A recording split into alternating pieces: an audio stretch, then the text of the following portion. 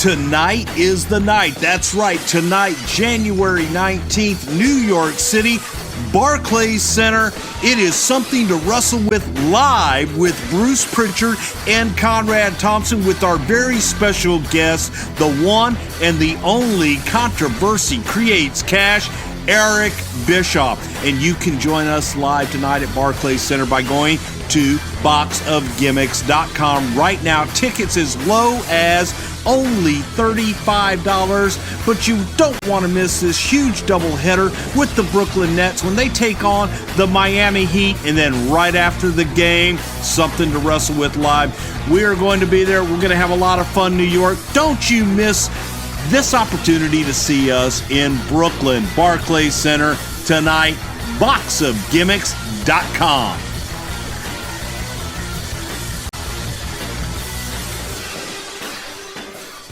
The following program is an MLWRadio.com production.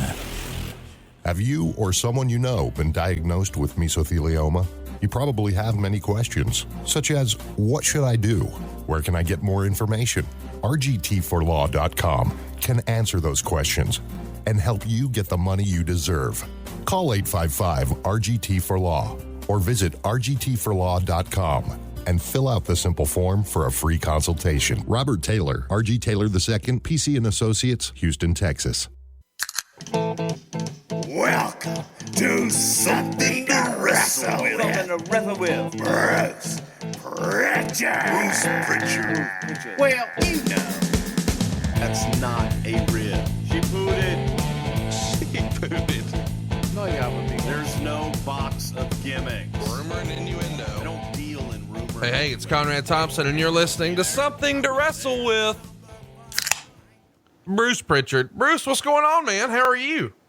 Wonderful. The question is, how are you? Any news? Anything going on? Business as usual. Just because everybody else knows, you don't have to act like it's news to you. But what is news to you is that last time I checked, you were the number one most requested superstar return on the WWE.com poll for the 25th anniversary of Raw this coming Monday. When that poll first came out, very quickly, it was Stone Cold number 1, Undertaker number 2, and you were number 3. But within 2 hours, you took the lead and you have not looked back yet.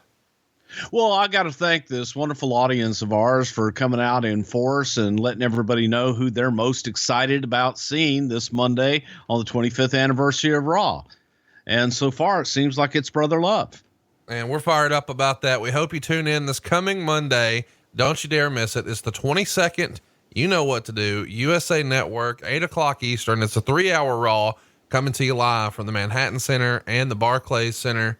And what do you know? Mr. Bruce Prichard himself is going to be there as Brother Love. And it's going to be pretty fun, man. So check it out this coming Monday. And we also want to thank our friends over at Squared Circle on Reddit. You did an Ask Me Anything. What was your experience like, Bruce? This is your second time doing that.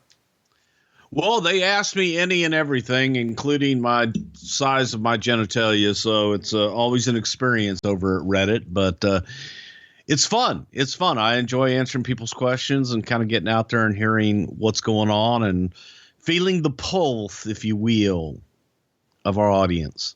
Well, the pulse was jumping this week because we announced that we have a very special guest. We've been teasing a special guest and we made it official. Not only will he be at the 25th anniversary of Raw, but on Friday night, this Friday, tonight, if you're listening to it on the 19th, you can come see Bruce Prichard, myself, and Eric Bischoff at Barclays Center. I can't believe this is real. All three of us are going to be there trying to entertain you and make you laugh right after the Nets play the Heat. And tickets are only $35, right, Bruce? Yes, they are. And you can get your tickets by going over to boxofgimmicks.com. It is the hottest ticket in town in Brooklyn this Friday night. We're all going to be there, and you never know who else is going to show up, but it's going to be an awful lot of fun. And Bischoff's going to kick your ass. He's a karate man, too. I am not scared of shit. And if you listen to what happened when Monday with Tony Schiavone this past Monday, you know that for sure. So I'm not worried about Eric Bischoff at all, but if he wants to stir it up, I'm ready. I will not be beaten in a verbal sparring contest with him. I'll tell you that. I also want to go ahead and give a quick shout out to our good friend, good old JR over at the Ross Report on Podcast One. He had both Bruce and I on. If you haven't already, go check out that podcast as soon as you can. It's the Ross Report, and JR and Bruce Prichard. Come on. Doesn't get any better than that. I also want to thank Peter Rosenberg. Of course, our man, Sam Roberts. And what would we be doing if we didn't thank Busted Open Radio? They hosted you all week this week. Yes, they did. It's been a lot of fun. Been doing a lot of media, and I greatly appreciate everybody and our friends over at SI Extra Mustard and Justin Barrasso for helping us out. And it's been a crazy week. It all caps off tonight at Barclays Center, and then the weekend just continues. So it's going to be a hell of a week for us and a lot of stuff going on. We might have something fun for you to check out on Saturday on Facebook. I encourage you, if you haven't already, go like us on Facebook. You don't want to miss this notification. It might be the coolest thing that's ever happened on Facebook. It's facebook.com/something to wrestle. But tonight, get to Brooklyn. Come see Eric Bischoff get embarrassed live and in person if he tries to dare step to the Alabama Dream. And of course, Bruce Prichard's there too. Roll Tide. $35. Come on, hook it up right now at boxofgimmicks.com. Let's talk about what we are here for today, Bruce, and that's the Royal Rumble 1998. But first, I guess we should go ahead and say, do you have any follow-up for our Rockers episode?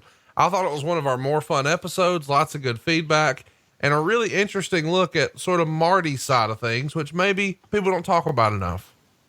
Well, should we start this one with the way that I ended the last one? No. Most of the feedback that I got anyway was all positive, and it was a lot of fun revisiting those times. And, of course, the Rockers are in my top 5 of greatest tag teams of all time. If you haven't seen this joke yet, every time I bring up, hey, where do you rank this tag team to Bruce? He always says, top 5. And there's about 40 different top 5 teams. So I decided to make fun of this and put a shirt up. Have you even seen this over at brucepritchard.com? I'm looking at it right now. Blank is the greatest tag team ever. And I can't believe people wanted this. We even have a new Chat Me Up t-shirt over at brucepritchard.com. If you haven't already, pick up those shirts, and just in time for Valentine's Day, give the love in your life what she really wants. A doot fanny pack. Fanny packs are back in style, man. And she's going to be the only girl in her group with a doot.com one. And then she'll be over like I used to be over, and you can get her one of those. And when you get a shirt over at brucepritchard.com, I'm going to follow that up with a phone call eventually, but you're going to get one. I promise you. And you're going to have a good time on our live show tonight in Brooklyn, but don't take my word for it. It's tonight, January 19th. Phenomenal. It's amazing. I don't remember the last time I laughed that much. Yes, I had a great time, but it was a great time. Best time I've ever had. There's no way you'll hear those in the podcast. I highly recommend this. Something to Wrestle with live with special guest Eric Bischoff at Barclays Center in New York City. Go to boxofgimmicks.com for details. That's tonight. Tickets start at only $35. Can you imagine? Only $35 for an NBA basketball game and something to wrestle with Bruce Prichard and Conrad Thompson live. Join us Friday night, January the 19th at Barclays Center. Get your tickets now. The place to get them is boxofgimmicks.com. For a $35 ticket, you get to see the Brooklyn Nets take on the Cleveland Cavaliers, and then a special Something to Wrestle with live show with Bruce Prichard, Conrad Thompson, and Eric Bischoff tonight, January 19th, Friday in New York City, Barclays Center. Be there, boxofgimmicks.com. Have you or someone you know been diagnosed with mesothelioma? You probably have many questions, such as, what should I do? Where can I get more information? RGT4Law.com can answer those questions and help you get the money you deserve. Call 855-RGT4Law or visit RGT4Law.com and fill out the simple form for a free consultation. Robert Taylor, RG Taylor II, PC and Associates, Houston, Texas. All right, Bruce, it's time for What Happened When? The World Wrestling Federation ran the Royal Rumble 1998. But I got to say, Bruce, before we get started, we've got to try to find a way to connect sleep and sports. And that's not easy, but here goes. Well, Mattress Firm is America's neighborhood mattress store, and it should be your goal to check out the deal they have going on every day. Oh, yeah, their mattresses are softer than your rival team's defense. They get a 10 out of tennis, and you'll love your new bed. Okay, all the terrible jokes aside, head over to mattressfirm.com/podcast and stretch your budget further than a gymnast before a floor routine. Yeah. The mattresses are better the mattresses are better than the jokes. Come on. mattressfirm.com/podcast. All right, Bruce. Viva Las Vegas. Viva Las Vegas. Las Vegas, something to wrestle with live with Bruce Prichard and Conrad Thompson. We are coming on Saturday night, February 24th, to the House of Blues in Las Vegas, and you are not going to want to miss this. Get tickets at notarib.com. But Las Vegas, we are coming, and we are going to be live and in living color. Do not miss our only Vegas appearance for 2018. That's Saturday night, February the 24th at the House of Blues. Get your tickets at notarib.com. Viva Las Vegas. Viva Las Vegas. All right, Bruce. I got to tell you, I've been looking forward to talking about this one for a long time. There's lots of things to talk about here. You guys are hotter than ever. You know, Mike Tyson's coming in. Stone Cold's getting hot. Shawn Michaels is maybe in a bad spot here. Bret Hart's been ran out of town on a rail. There's just a lot going on here, and I want to dig into it long form, but I guess we should start at the beginning. Do you think that 1998 is the year that the Attitude Era really hit it big? I mean, I always talk about how 1997 was really my favorite year in wrestling, but it feels like 1998 is really when it sort of leveled up for you guys and WCW, right? 1997 is when it started, but yeah, 1998 is when we just went pedal to the metal. And we've covered the Royal Rumble a lot here on the show, and we're going to do it again next week too. And we're doing it because, of course, it's Royal Rumble season. And we've got another Royal Rumble coming up next Sunday, but right before that, the day before, you can come see Bruce and I at the old ECW arena right after NXT at the corner of Swanson and Rittner. You can pick up your tickets right now at pronounspal.com. It's going to be a once in a lifetime show. You'll get Jake the Snake Roberts and then us back to back. They're going to have plenty of drink for you as well. It should be a rowdy good time over at pronounspal.com. Bruce, this is the 11th Royal Rumble at this point. Of course, the first one was 88, and we're going to cover that next week on the show. At that point, did you have a favorite Royal Rumble? Probably my favorite Royal Rumble match before 1988 was the one from the Alamo Dome in San Antonio that Austin won. And that would probably be my favorite that I was a part of. Before that, look, the best of all time was the 1992 Rumble where Flair won the championship. I think that was the best Rumble, but other than that, the one in San Antonio. You and I are exactly alike. I think 92 and 97 are my absolute favorites. And I think a lot of that is just because of the breakout performances by both of those guys. I think that you could argue those matches really made Steve Austin and Ric Flair to that WWF audience. Sure. And the fact that the 1992 Royal Rumble was for the WWF Championship, the match meant something. And from there, we went on to make the Rumble matches have a meaning. And the winner of that got the shot at the champion at WrestleMania. So the match was more than just, hey, I won the Rumble match. And I think that kicked off in 92 and gave a purpose to the Rumble match itself. We're going to have a little bit more coverage for the Rumble in this episode than we might normally, because it took place in Meltzer's backyard. It goes down on January 18th in San Jose, California. So as you're listening to this, it happened yesterday, was the 20-year anniversary of this show. But Meltzer would report in his December 8th, 1997 Observer that they began advertising the Royal Rumble that week. And before they ever ran their very first TV spot, about 6 weeks out, They had already sold 7,400 tickets for $236,000. That's before advertising it once.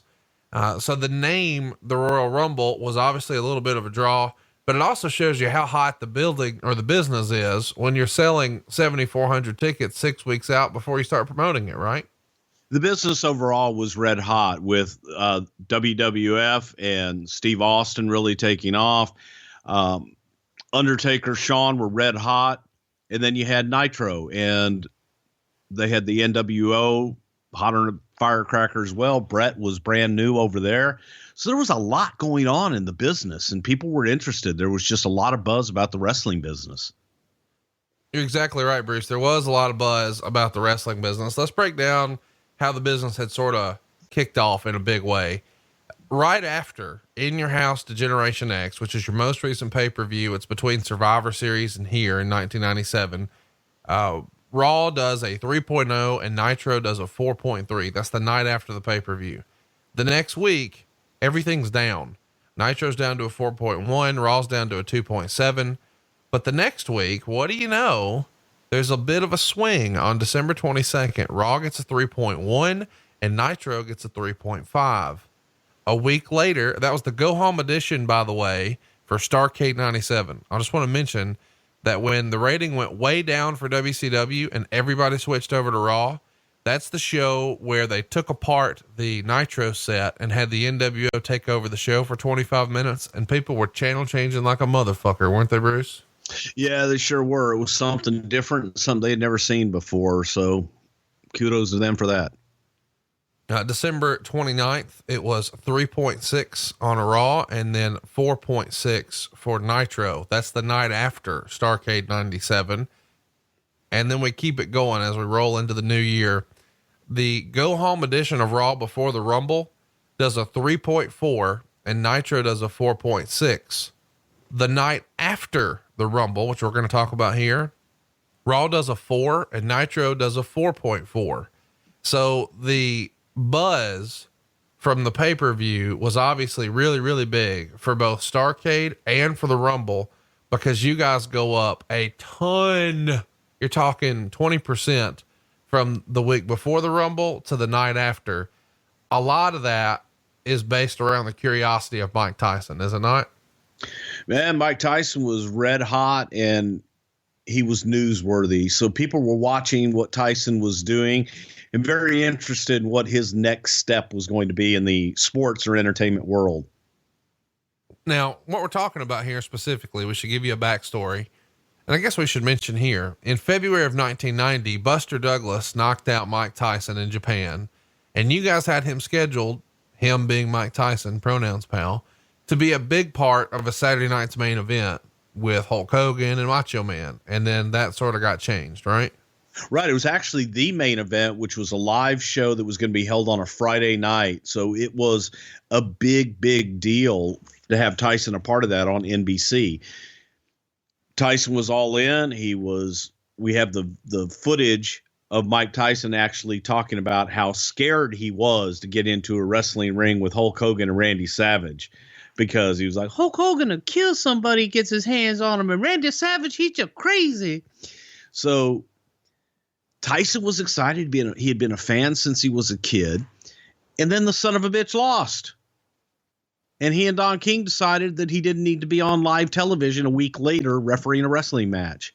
And we ended up getting Buster Douglas, and all was right with the world. It absolutely was.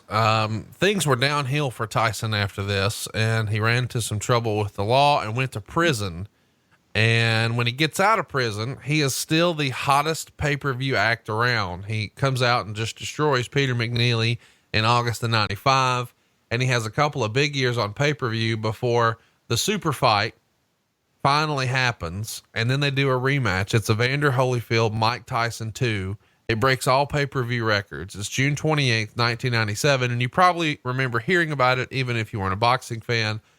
Mike Tyson bit the fuck out of Evander Holyfield's ear, and he was immediately banned from anywhere that would have him in a traditional area for boxing. So no more Vegas, no more California. And even when he would come back years later to fight Lennox Lewis, it would have to happen in Memphis, Tennessee. So he's looking for an opportunity to go earn at a high level. And Vince McMahon is looking to have a solution for the NWO and WCW passing him. So there starts to be some rumors that, hey, maybe this is a natural fit with Tyson biting a guy and doing all kinds of crazy promos. Maybe he's a good fit for wrestling. Whose idea was that?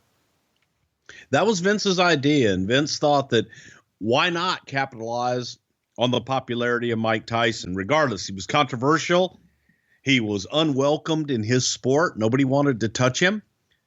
What better place for him than the World Wrestling Federation? Well, no doubt about it. And it's going to prove to be successful, just as we saw from the rating there. And we'll get into it a little more, I'm sure. We're also coming off the heels of the Montreal Screwjob, and we're not too far from it, so we might as well talk about it here. It looks like there's going to be a lawsuit, and there's lots of he said, she said in all the dirt sheets about Vince sort of turning this into an angle and maybe that not sitting well with Bret Hart. Once things are done, you know, he's out of here. He's working for WCW now. What do you remember the conversations being like in the back and forth between Bret Hart and the company and Vince McMahon's take on all this? Well, there wasn't a whole lot of conversation with Bret and the company after the Montreal Screwjob, but I think Vince, in a lot of ways, was hoping he could put it behind him, but the audience wasn't about to allow him to put it behind him. Vince would walk out and he had more heat than any of our heels in the building. Vince quickly realized that, well, damn it. You know, they see me, you know, all of a sudden now they see him as an owner, and they didn't just see him as the play-by-play guy, which is how Vince saw himself. So why not capitalize on this and use the heat, the natural heat that Vince had? First of all, come out and tell the story. And when Vince did the whole famous Bret screwed Bret commentary and did that interview, he came across like a heel. But Vince truly believed exactly what he said. And the more that Bret kind of talked about it and continued on, it just, that flame wouldn't go out. As a matter of fact, it just fueled the fire. So Vince continued on. It was reported in the Observer that there was a conversation between Bret and Vince, and it was their first conversation. And the conversation was largely Bret saying that you should let Owen out of his contract, and Vince saying he wasn't going to do it. Now, of course, I think we've touched on it here on the show. Vince did agree to let Jim Neidhart and Davey Boy Smith go. Neidhart was only in on a per night deal. He let him go. And Bulldog was able to leave, but had to buy out his contract, but he got that worked out with WCW and he was out of there. Why did Vince, in your opinion, take a hard line on Owen? Because we wanted Owen. And frankly, again, the part that everybody forgets about, Owen did want to stay.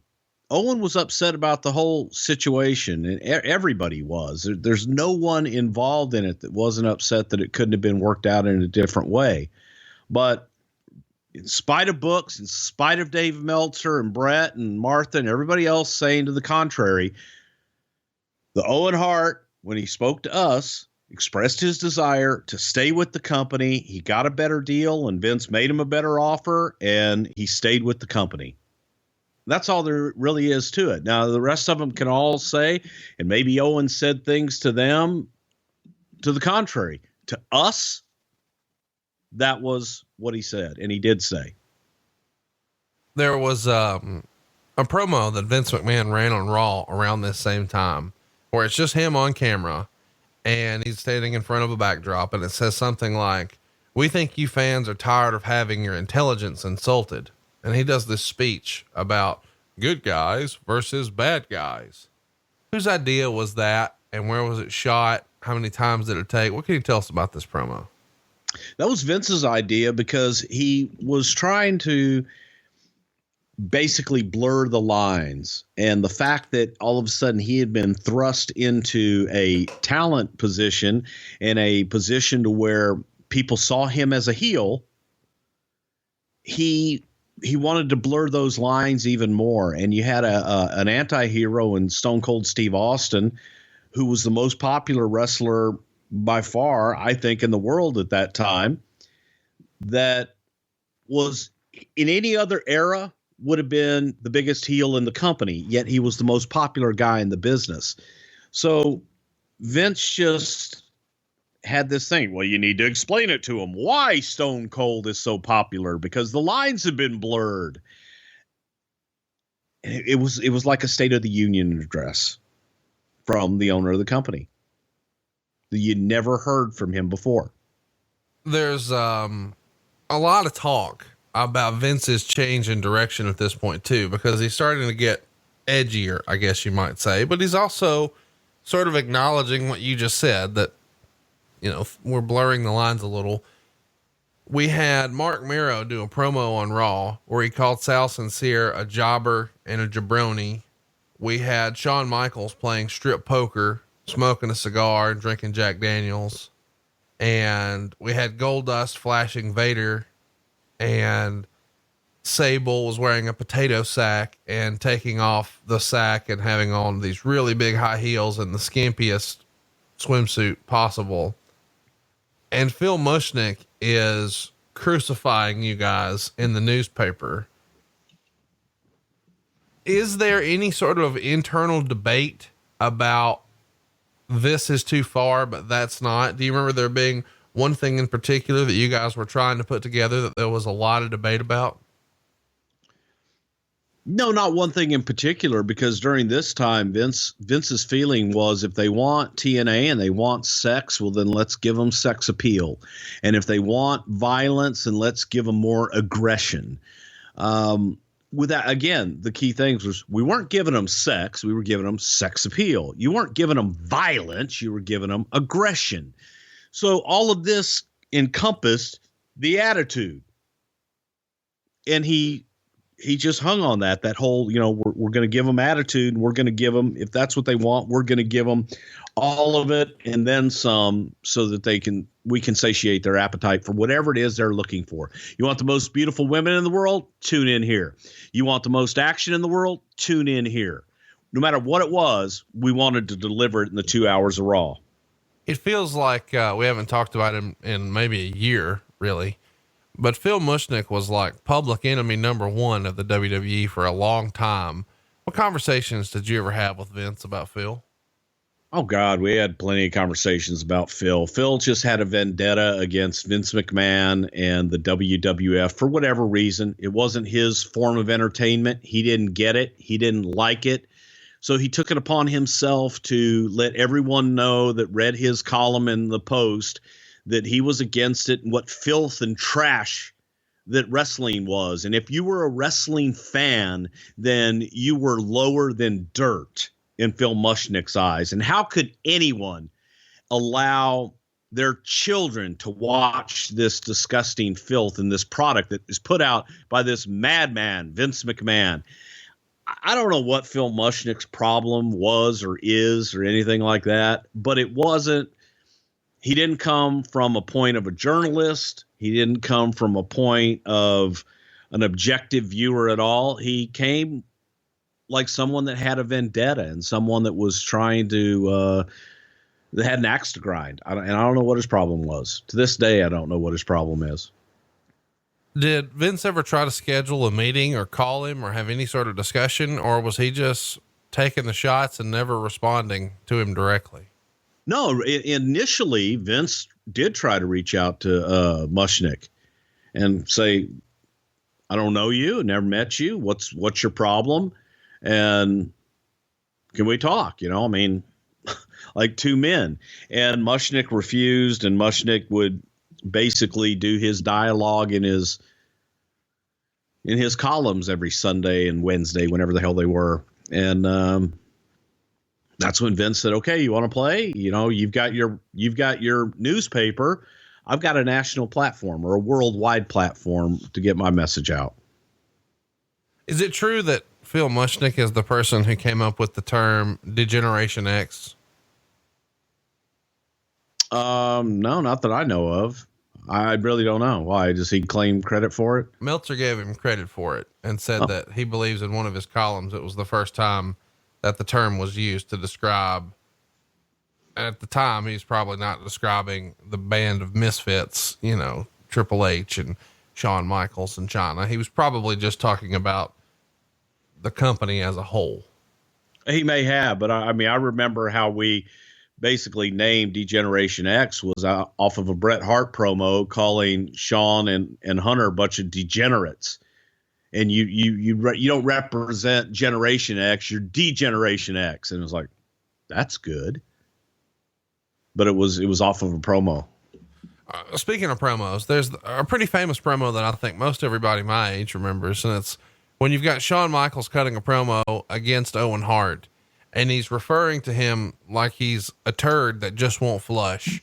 And he calls him, you know, a stanky nugget or whatever the deal is. And it inspired fun stuff later in the year when they're doing impersonations and impressions of Owen, with Jason Sensation, and he's screaming, "I am not a nugget." But what do you remember about the Nugget promo? Because that's the first time anything like that has ever been done in wrestling, as far as I know. Man, you can credit 100% Vince McMahon. I can see and remember him giving Shawn that promo to this day and talking about when you get there, you know how like when you take a shit and you flush it. And there's always that one little nugget going around the bowl, and you flush it again and it comes right back up to the top, and you just can't get rid of that nugget. No matter how many times you flush, it keeps coming back up to the top, and you put toilet paper on top of it and you try and flush it down and it won't go away. It's just a shitty nugget. And that promo was born. But I remember Vince with the finger and doing the whole nugget around the bowl and everything. It was hilarious. And Owen loved that promo. There was a time here where Austin has the Intercontinental title, and he was supposed to, I'll just read it from the Observer. In the case of Austin, the original plan was for him to lose the title, Intercontinental, at the December 7th pay-per-view to Rocky Maivia. When he balked, a compromise was worked out, or instead he got over his defiant anti-establishment role. Maivia got the title, although the reasons clearly made no sense, and Austin didn't have to do a job.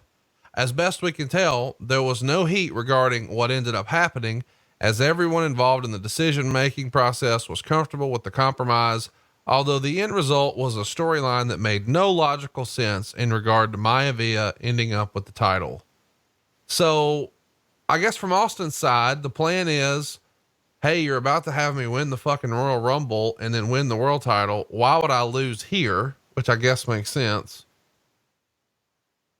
But is this sort of a sign of things to come? Did Austin is this the first time you remember Austin sort of using some creative control and some influence to get a finish changed? But it wasn't Austin. It was Vince. Okay. It was Vince saying, God damn. Going all this way with Steve, there's got to be a way to get the belt off him without beating him. That was Vince. So, I mean, it's a lot easier to say, you know, it's like, oh, Shawn and Steve and all these, they refused to do a job. That was Vince that didn't, you know, he booked it. You know what I mean? He got us there. But then when it's time, it's like, okay, we got to get the title off him. Yeah, but goddamn, I can't beat him. So he would come up with ways, and a lot of times you're right, it wouldn't make sense when you look back at, especially when you look back at it 20 years later, it makes even less sense than it did then. What was Maivia's reaction?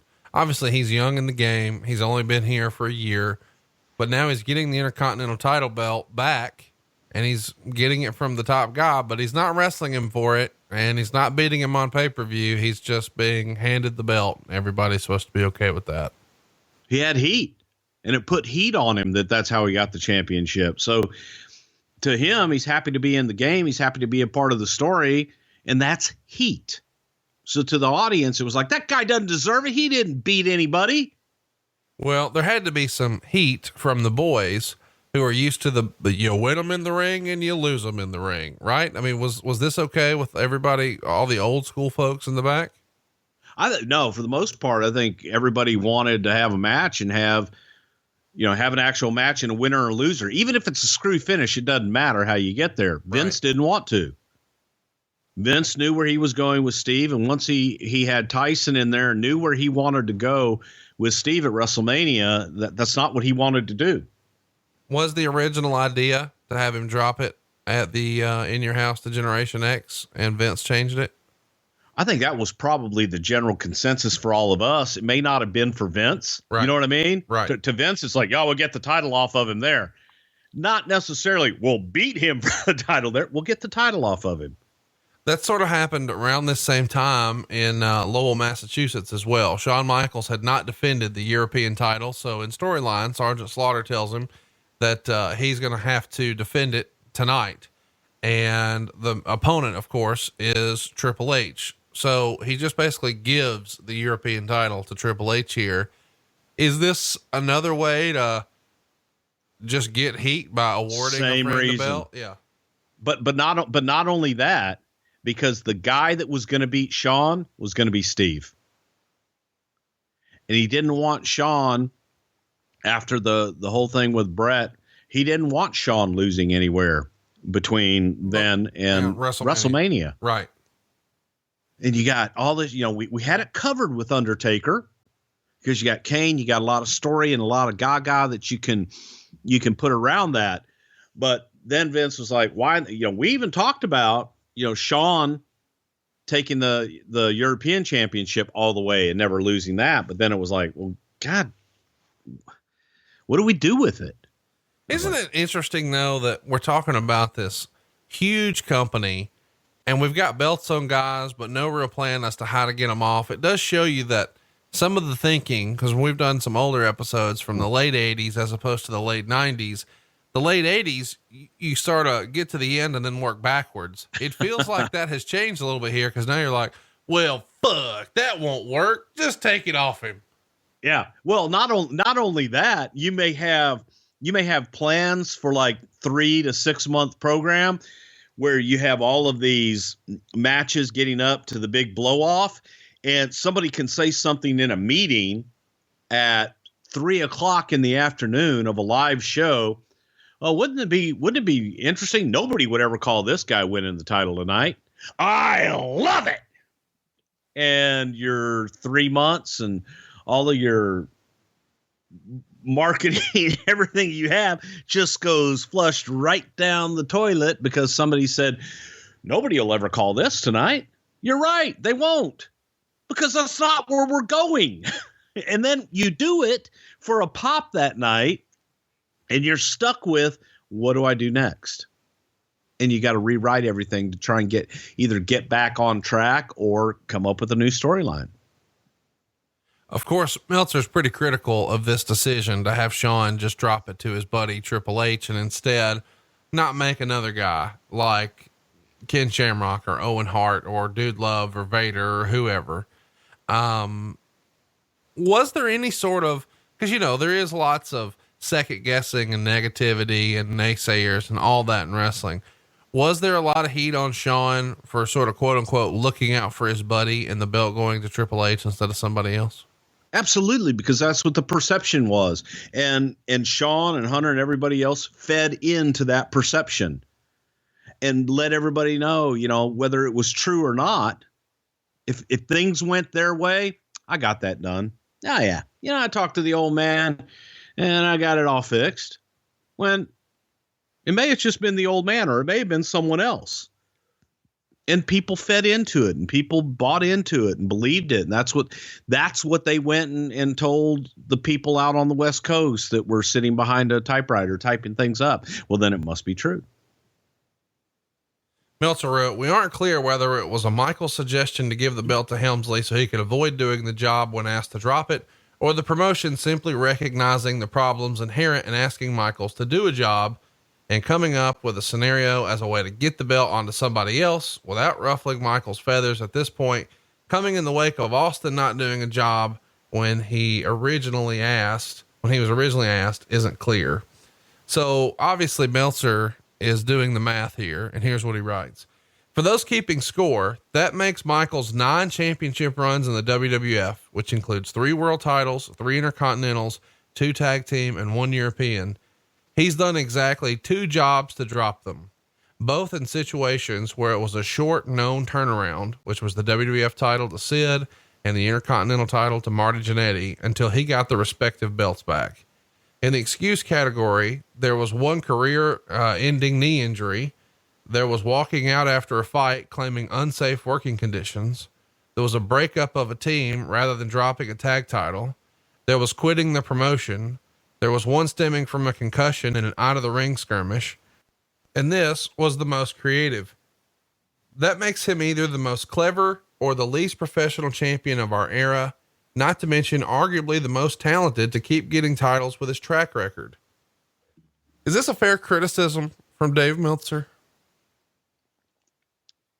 I think that it's from the outside looking in. Yeah. But again, when you are there and you're dealing with the day to day and you're dealing with these personalities and you're dealing with injuries and you're dealing with everything else that we had to deal with.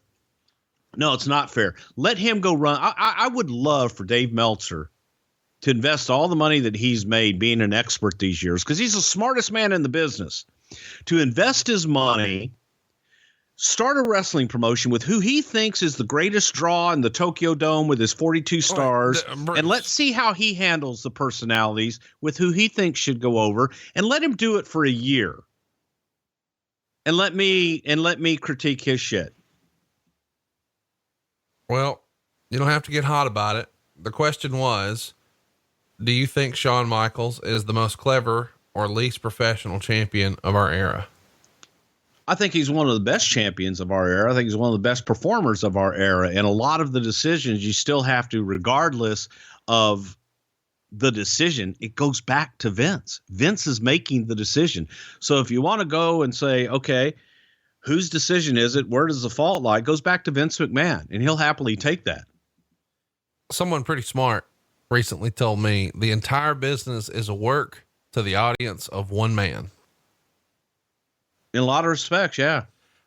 Is it fair to say at this point, and we're talking late 97, early 98, not only do you have he didn't want to drop the belt at WrestleMania 13, so he faked an injury. He's thrown a temper tantrum and walked out on the company before. Now he's running DX, and he just ran Shawn Michaels, or he just ran Bret Hart out of town with the screw job. Do you think at this point, Shawn Michaels is the most hated man in wrestling as a shoot and a work? He was up there, but also Shawn had his fans too. There were people in the locker room that loved him as well. Here's some other things going on at the time that I've wanted to talk about for a long time. From the Observer, Little Rock was even worse. According to several reports, the undercard for the show at the Barton Coliseum was terrible, and even the densest marks were getting restless about the poor quality of matches, and particularly a terrible match with Kane and Chains and an Undertaker versus Rocky Maivia, a casket match that only lasted 2 minutes due to the Undertaker being injured and having high blood pressure. In addition, fans were upset because the card that was taking place was completely different than the lineup that was advertised, and no explanations were given. The scheduled main event was to be Ken Shamrock with Danny Hodge, one of the greatest real wrestlers who has ever lived and is also a top wrestler in the area during the 60s and 70s, as well as the NWA World Heavyweight Champion, or Junior World Heavyweight Champion, as his manager for one night only against Hunter Hearst Helmsley with Shawn Michaels in his corner. This card, as announced, drew 6,449 fans. We're not clear if what was going to happen, as we received a report that Helmsley was going to face Dude Love in the main event, but that may not have been correct since Dude had fractured ribs and was only supposed to make appearances. But the fans had no idea that was even going to take place or that anything had been changed. And my impression is that the show was stopped when Michaels and the rest of DX walked out, and that neither Shamrock nor Hodge actually came out for the main event before the show ended. Shawn and Helmsley came to the ring and began riling up the crowd that was already mad about the poor undercard, and naturally they became target practice again. And when something hit Michaels, he told the crowd that they had just lost their main event and walked out with Helmsley and Chyna. Fans, thinking it was just part of the act, didn't react right away. After several minutes, DX failed to come back to the ring. No opponent for Helmsley appeared, and the ring announcer said that they had refused to come out and the show was over. At this point, a real riot started, with chairs and whiskey bottles being thrown everywhere, including at police trying to get the crowd out of the building.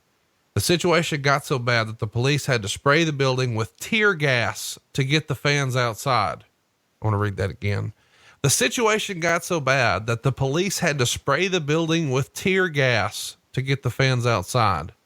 Several fans tried to get refunds and were unsuccessful. And at that point, a second riot took place in the parking lot before the police broke it up.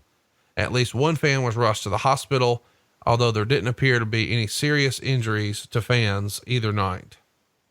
The incident was so out of hand that it was reported on the news later that night, with at least one report giving the impression that the WWF would never be allowed back in the city, although this is happening at a deadline really too soon to figure out if that is actually going to unfold locally. The reports were that the live event folks pointed the finger directly at Michaels for the problem starting, although the behavior of the fans and the actual real problem, but unlike in Memphis, the real problems didn't occur until the fans realized they weren't going to see the main event, was actually them trying to get heat from the crowd. What do you remember about the Arkansas show and the Memphis show seemingly getting so fucking out of hand that the police had to use tear gas? I don't know if the police used tear gas. That may have been something that was reported by someone that was there. I wasn't there, obviously, for either one of them, but, you know, hearing the reports of everybody that the crowd did get out of hand and that they were throwing so much stuff that they did stop the shows. And from the promotion standpoint on that side, yeah, it was heels going out to what? Get heat. And they got so much heat that people were throwing so much shit that they couldn't control it. And when you have that kind of a situation, you can't continue on with the show. So again, for people that weren't there, and I wasn't there, neither was Dave Meltzer, and neither was probably anybody in the news agency that was reporting on it. From the reports that I got from people that were there, yeah, the heels went out, cut a promo. People started throwing things that were uncontrollable. The security and the police that were in the building could not contain it and couldn't stop the people from doing that. At that point, it's a danger for the talent. It's a danger for the patrons. So the show was called. Both respects. There's a whole article written at prowrestlingstories.com about this. If you want to see the picture, the rumor and innuendo that there was no tear gas is bullshit. I'm looking at a picture of tear gas, and I'm also seeing reports from people who were there saying that there were fights everywhere, chairs were being thrown, and fires were being started in the crowd. Okay. So again, how the promotion then, aren't you going to call the cops in if there's fights and people throwing things all over the place and your security can't control it? You're going to call the police in. You're going to call a riot squad in to come and get control of a riot. So if the audience is uncontrollable, and again, it's a fictitious sport where the guys go out and yes, they're going out to get the crowd riled up. They got riled up beyond control, and it got beyond control for the people that were there to control it to do their jobs. Should Shawn, by the way, I feel like I should mention that when I said Shawn was hit by something from a fan, I sort of censored what Meltzer wrote. He wrote Shawn was hit with a piece of paper. I don't believe that that's what he would have responded to. I'd like to not believe that. Maybe that's the case. But Jim Cornette has a different view than you. He writes, normal night in Little Rock for Mid-South Wrestling. Another case of Shawn Michaels being a pussy, causing shit. Okay. Well, that's just silly. Okay.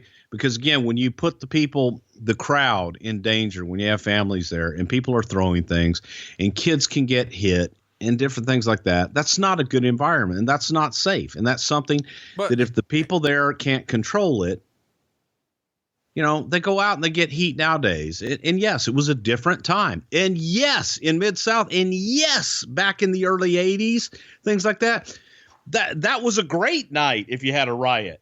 Oh, God, you know what I mean? My God, you did your job. Holy shit, man, we had a riot 5 nights in a row. Man, that's what you lived for. Here's my question, though. Can you not even remotely agree that Shawn Michaels should have went out there and done the main event? Well, let's have that guy arrested. Let's throw him out of the building. Let's punish whoever threw whatever. But to just say, you just lost your fucking main event and leave, that's when shit got bad. Well, no. And again, we don't know that's when shit got bad. That's what reported when shit got bad. Here's my point. I could see Shawn saying that and walking out with the full intent to coming back.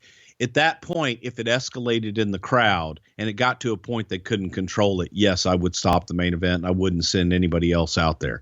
Again, we don't know because we weren't there. But that's what we were told, and that's how it was presented to us. Of course, by the time it gets down through the media and everybody else, the more sensational story is put the heat on the promotion, because all we did, we threw a paper cup and it hit Shawn and he said, no more main event. And they all left the building. Come on. Does that make sense?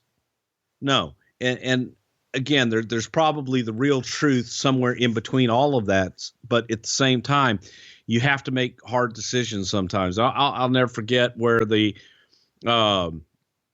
athletic commissions would come in and say, I'm going to stop the match because the guy got a hard way or something. Okay, I'm going to stop this card right now. Go ahead, go out there and do it. Meltzer also wrote, speaking of Michaels, in Chicago on December 26th, what happened was Michaels got really racial with a black fan, calling him, among other things we can print, a monkey, and jumping around like a monkey. He said he wouldn't wrestle unless the guy was thrown out. Some thought this was all an angle as the guy was thrown out, but he came back after the match, and his girlfriend, who Michaels was also insulting, was brought backstage. Do you remember Shawn like taking great pride in stirring fans up like this? In stirring fans up? He took a lot of pride in stirring fans up. You made a face when I read that story to you. You have a response? I've never heard of it. And it just sounds so silly when you read these things from somebody that wasn't there, and you're here and he's getting it reported from somebody that was in the third row of their perception of things. And it's just, again, I've never seen it, never heard of that. And it just sounds silly to me. Well, you say it sounds silly, but 2 weeks prior to this, he's eating bananas on Raw and doing the DX angle. Yeah, eating bananas, and then they slipped on a banana peel. That was the finish. That was actually the finish. Bruce, you're going to sit here and try to act like Shawn wearing Farouk's hat, eating a banana was just to set up a finish, and there was nothing racial about it. This is at a time when people are destroying the NOD's locker room and they're blaming other people and saying they're racist and yada, yada, yada. And now you're going to act like that wasn't racist, even though you even said it on TV that it was racist. Tell me what the finish was of that after we did the whole banana thing. Tell me what it was. It was slipping on a banana peel, which is why we had the banana. Now, you jumping to that is you then interpreting it how you want to interpret it. How it was laid out was, hey, this whole finish, everybody says, I know what we'll do for this finish. Let's slip on it. You know, the babyface slips on a banana peel. Okay, so who scripted somebody to say that something was racist? Because we fans didn't. Probably Vince McMahon. Okay. And now when we say 2 weeks later that he is parading around in front of a black guy acting like a monkey, that's not the same thing. Or you're saying it didn't happen. I'm saying I didn't see it happen and I never heard about it. That's what I'm saying. Okay. I'm saying you're reading it in a report that usually 70% of the things that are written by the guy that you're reading from are incorrect. That's all. The report from Meltzer would say, from later reports, we understand that Helmsley got something thrown that hit him in the eye so hard that his eye started swelling badly. And China was also hit with something in the back so hard that she was also hurt. Although Michaels didn't get nailed with anything worse than paper, when Helmsley got nailed, he took it upon himself to call the show off, and Shamrock never even made an appearance. Well, Shawn doesn't have the authority to call off the show. The agent called off the show who was running the show. At one point when leaving the arena, rowdy fans began pounding on the rental car driven by Charles Skaggs, aka Flash Funk, and Charles Wright, aka Kama Mustafa. And they got out of their cars, which nearly started an incident that would have benefited nobody. But as it turned out, they were talked to by other wrestlers into getting back in and leaving the area. Michaels and company needed a police escort to get out of the parking lot. All in all, there were 13 arrests, mainly for misdemeanor alcohol charges, including several who were underage and another for disorderly conduct. So when a report like this comes back to the office, what's the office's reaction? What's Vince McMahon think about a report like this? Well, first of all, calm the fuck down. As far as guys, goddamn, what the fuck are they doing to get that much heat? And there are those, the old school that was a good night in the town if you had a riot. God damn, they had the riot squad called. It was fucking awesome. In 1997, 1998, that's not awesome. And it just was a changing of the times. And it just made, evaluate, okay, for the house shows. And the problem too, in a lot of places, that was the norm. In Little Rock, Arkansas, in New Orleans, Louisiana, in Shreveport, in Tulsa, man, the security and all those guys, again, a riot was a good night. So it was different expectations in different parts of the country. Did alcohol, and I mean, obviously alcohol played a big role here because that's what the majority of the charges were. Did alcohol and its presence at a WWF show, was there a conversation about that? We got to have less alcohol, restrict alcohol, anything like that? I think this was during the time. Yes. I mean, that is one of the things that every arena is going to bring back and look at. There was the whole deal in the NFL at the time, right about the same time too. I think it was the New York Jets, where that's when they started cutting off alcohol sales at a certain time in the stadium. But I'm sure that probably had a lot to do with it. It's unfortunate. And it was a part of our business that, like you said, man, that shit.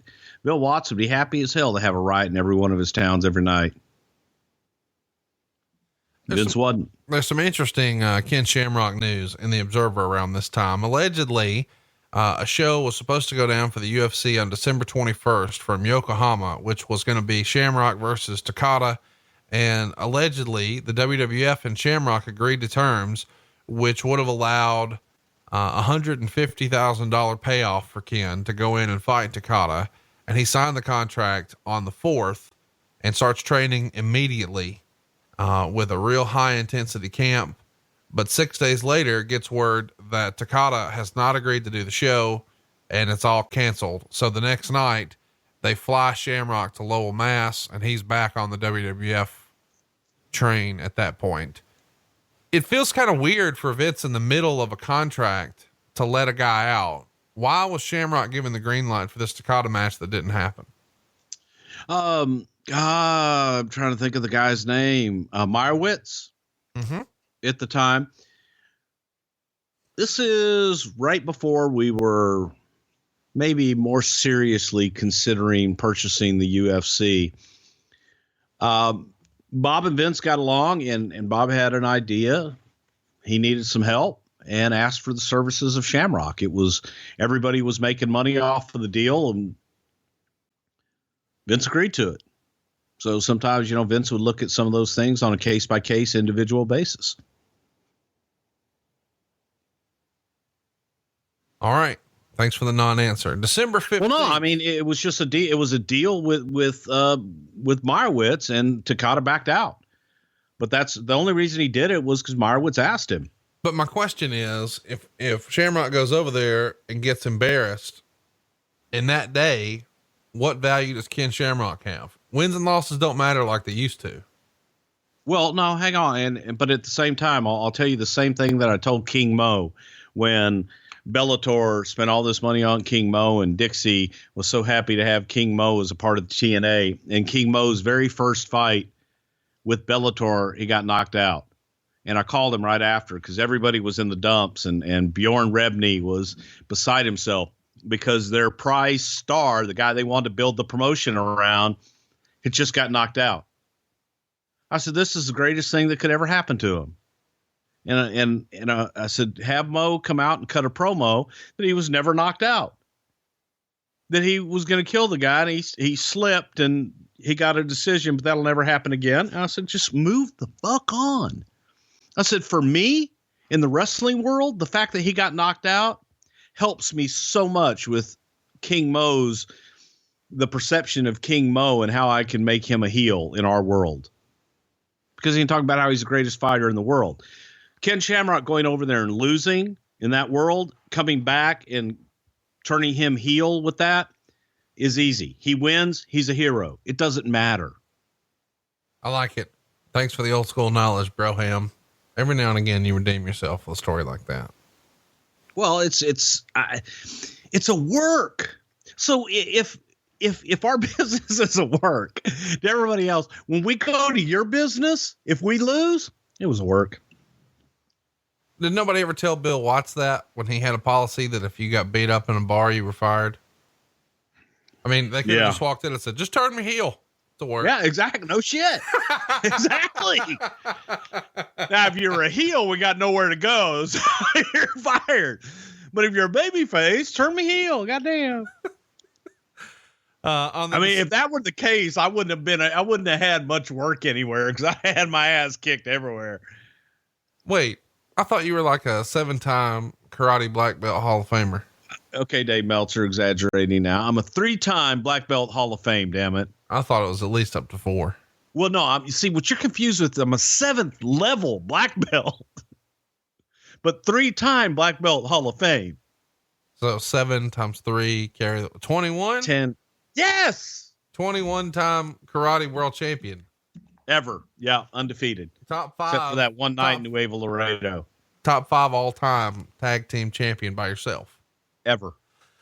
December 15th, you guys are in Durham, and it's announced that Shawn Michaels and Undertaker is going to be your Royal Rumble main event. Was there ever another main event considered for the Royal Rumble? Not that I remember, because we had to finish up, the Undertaker Shawn deal was kind of left open, and it was a way to get to where we wanted to go with Kane and Undertaker Mania. And it was also someplace where nobody was really getting beat. Yes, Undertaker got buried, but it took 42 people, and it got all of our stories covered. On that same Raw, we see Vince do an interview where he's demanding that Owen Hart stop doing run-ins, and Owen does a promo saying that Vince screwed his brother, and he's tired of Vince telling everyone what to do. And he's after Shawn Michaels for personal reasons. He doesn't care about the belt. Why was there never a big payoff with an Owen Hart Shawn Michaels main event? Because and that was something that we always fought for and just kind of never got because it moved on to other things. You go from Shawn and Brett in November to Shawn and Taker, and then you're going to Shawn and Steve. Unfortunately, there was no room to get that Owen match in there. Why wouldn't you have done it at DX or at Royal Rumble? Why couldn't you have done Shawn versus Owen at Royal Rumble? Well, I dare say the Undertaker versus Shawn is a much bigger attraction. Well, if we're just going to say a bigger attraction, then you would do Roman Reigns versus John Cena every month, right? Depends. But no, I'm saying from where we were, you got to understand where we were in November. Again, getting there, we had to get, and then you've got Shawn who got hurt in January. You got to get to Steve. And there was thought afterwards, hey man, you go back afterwards, that's somebody for Shawn to work with after WrestleMania. Never got there. I mean, you're doing promos about it right here in December. I understand that, but we just couldn't, you couldn't get to it. You couldn't get to it logically because you've got, and here's the other thing how are you that changed. How is when it we it logically Undertaker Shawn instead? That's what I'm struggling with. Well, you go back to the whole thing even before Survivor Series with Brett and Shawn hitting Taker with the chair, and none of that was ever resolved. So this was it, and this was to take Taker on to the whole. You had the Hell in a Cell and all that wonderful shit. So it never really was resolved. You know what I mean? We needed a bigger blow off. We needed that clear cut to go ahead and have Taker go for something other than the championship and go after Kane. And you had to get, okay, you want me to explain it now? Because I'll explain the whole Tyson thing right now. Because that's where it all changed. It all changed the next night, too. No, I get that the night after Rumble. I guess I always wondered, and obviously I'm a fucking mortgage guy. I don't know what I'm talking about. But I would have had Undertaker and Shawn in a casket match at In Your House Degeneration X. And I could have done something there with Owen, or the next night on Raw with Owen. And then it's Owen and Shawn at Royal Rumble. And now we're on our way. Owen and Shawn would not have drawn as much as Undertaker, and Shawn would have at the bigger event. And again, to do it in December, it wouldn't, it's one of the lowest bought pay-per-views, and we wanted to do it at one of the big ones at the Royal Rumble with Undertaker and Shawn. So you build to one of the big ones. And that was the reason. And then everything, I mean, our whole world turned upside down. See, it's like, a lot of times we'll talk about, we had shit booked out 3 months. Dude, the Tyson story got written the next night after the Royal Rumble. All right, we'll get there. On the December 15th edition of Raw, the Nation is doing an interview, saying that the hour's up and we demand our belt. And then we see Austin doing a promo from a bridge. And he says that he's thrown the damn belt off the bridge into a river. This is one of the more memorable moments of Raw, is Austin throwing the belt off the bridge into the river. I know we've talked about it a little bit before on the show, but this is something that I assume Russo and Austin shot the night before. This one, Vince and I shot the night before. Or actually, this may have been a tape show that we shot, like we did a live Raw. And I think this was a tape show that we went and shot it after the live Raw that aired on the tape show, if I remember correctly. I know one of them we did like that. They do a main event on that Raw with the Legion of Doom taking on Shawn Michaels and Triple H. China interferes, and then afterwards, the New Age Outlaws come help DX, and they all destroy the Legion of Doom, and they shave Hawk's head. I've been wanting to do a Legion of Doom show here on the show, but they haven't won a poll. Maybe sometime this year. How was Hawk with having his head shaved like this? That was Hawk's idea, and he's the one that suggested it and threw it out there. And we liked it. With dark matches around this time, you're seeing Undertaker working with Triple H in a casket match, but it's not getting awesome reviews. How difficult is a casket match it feels like a very difficult story to tell sometimes, because you've got this big goofy prop, and instead of there being a 1, 2, 3, it's close the lid. Yeah. Because traditional finishes, you don't have any false finishes. Right. The false finishes all are around the casket, and it's not around a big move in a 1, 2.5. It's, oh my God, he's got him in the casket. Will the casket door come down on him? So it's just a little bit more difficult. And I think that some gimmick matches like that, it's hard to make them exciting. The next week is the Lowell, Massachusetts show we've talked a little bit about already, where Shawn's out here in his jock straps, his unawares, and Goldust and Luna are out here reading "'Twas the Night Before Christmas." Shawn asks the lady in the crowd to flash her chest, and she does. You guys are off the rails 3 days before Christmas. What was it about Shawn and Lowell where he needed to turn the volume up? Earlier in this year, he lost his smile, and now he's back and doing this. Different time, different place. It was attitude. God, I love it. And, you know, at the same time that we would be worried about some things with kids, you'd be asking a girl to take her top off, you know, while she's sitting there with her 8-year-old. And they did it. There's a little bit of a thing I mentioned earlier when we were talking about the riot that I didn't follow up on. It comes out that the Undertaker was limited on what he could do in the ring and was missing some other shows because he wasn't allowed to wrestle because his blood pressure was too high. What's up with that? I don't remember reading about that at the time. He had a bad hip, and I don't remember the blood pressure thing. I know he had a bad hip at the time, but it may have been when the doctor came in for the physical exam that day for the State Athletic Commission. His blood pressure may have been high, but he had a bad hip, and I know he was limited at that time, so his matches were kind of cumbersome. Your brother was doing a camp after the first of the year, starting on January 3rd with Dory Funk and Pat Patterson. And they were going to really try to work on getting some guys polished up to start working on some, what they called storytelling abilities. And this includes guys who've been around the business for a while: Mark Mero, Ahmed Johnson, Kurgan, Mark Henry, Brackus, Drozdoff, Steve Blackman, Adam Copeland, and a guy named Randy Blackbeard. I know all these guys except Randy Blackbeard. What can you tell us about Randy Blackbeard? Well, is actually Rodney Blackbeard was a guy from Calgary, I believe, that played football. He played Canadian football and had been through when Brett was up there and Brett had the ring. He had come to a few of the workout sessions with Brett, and they thought that he had some promise. He had been working out with,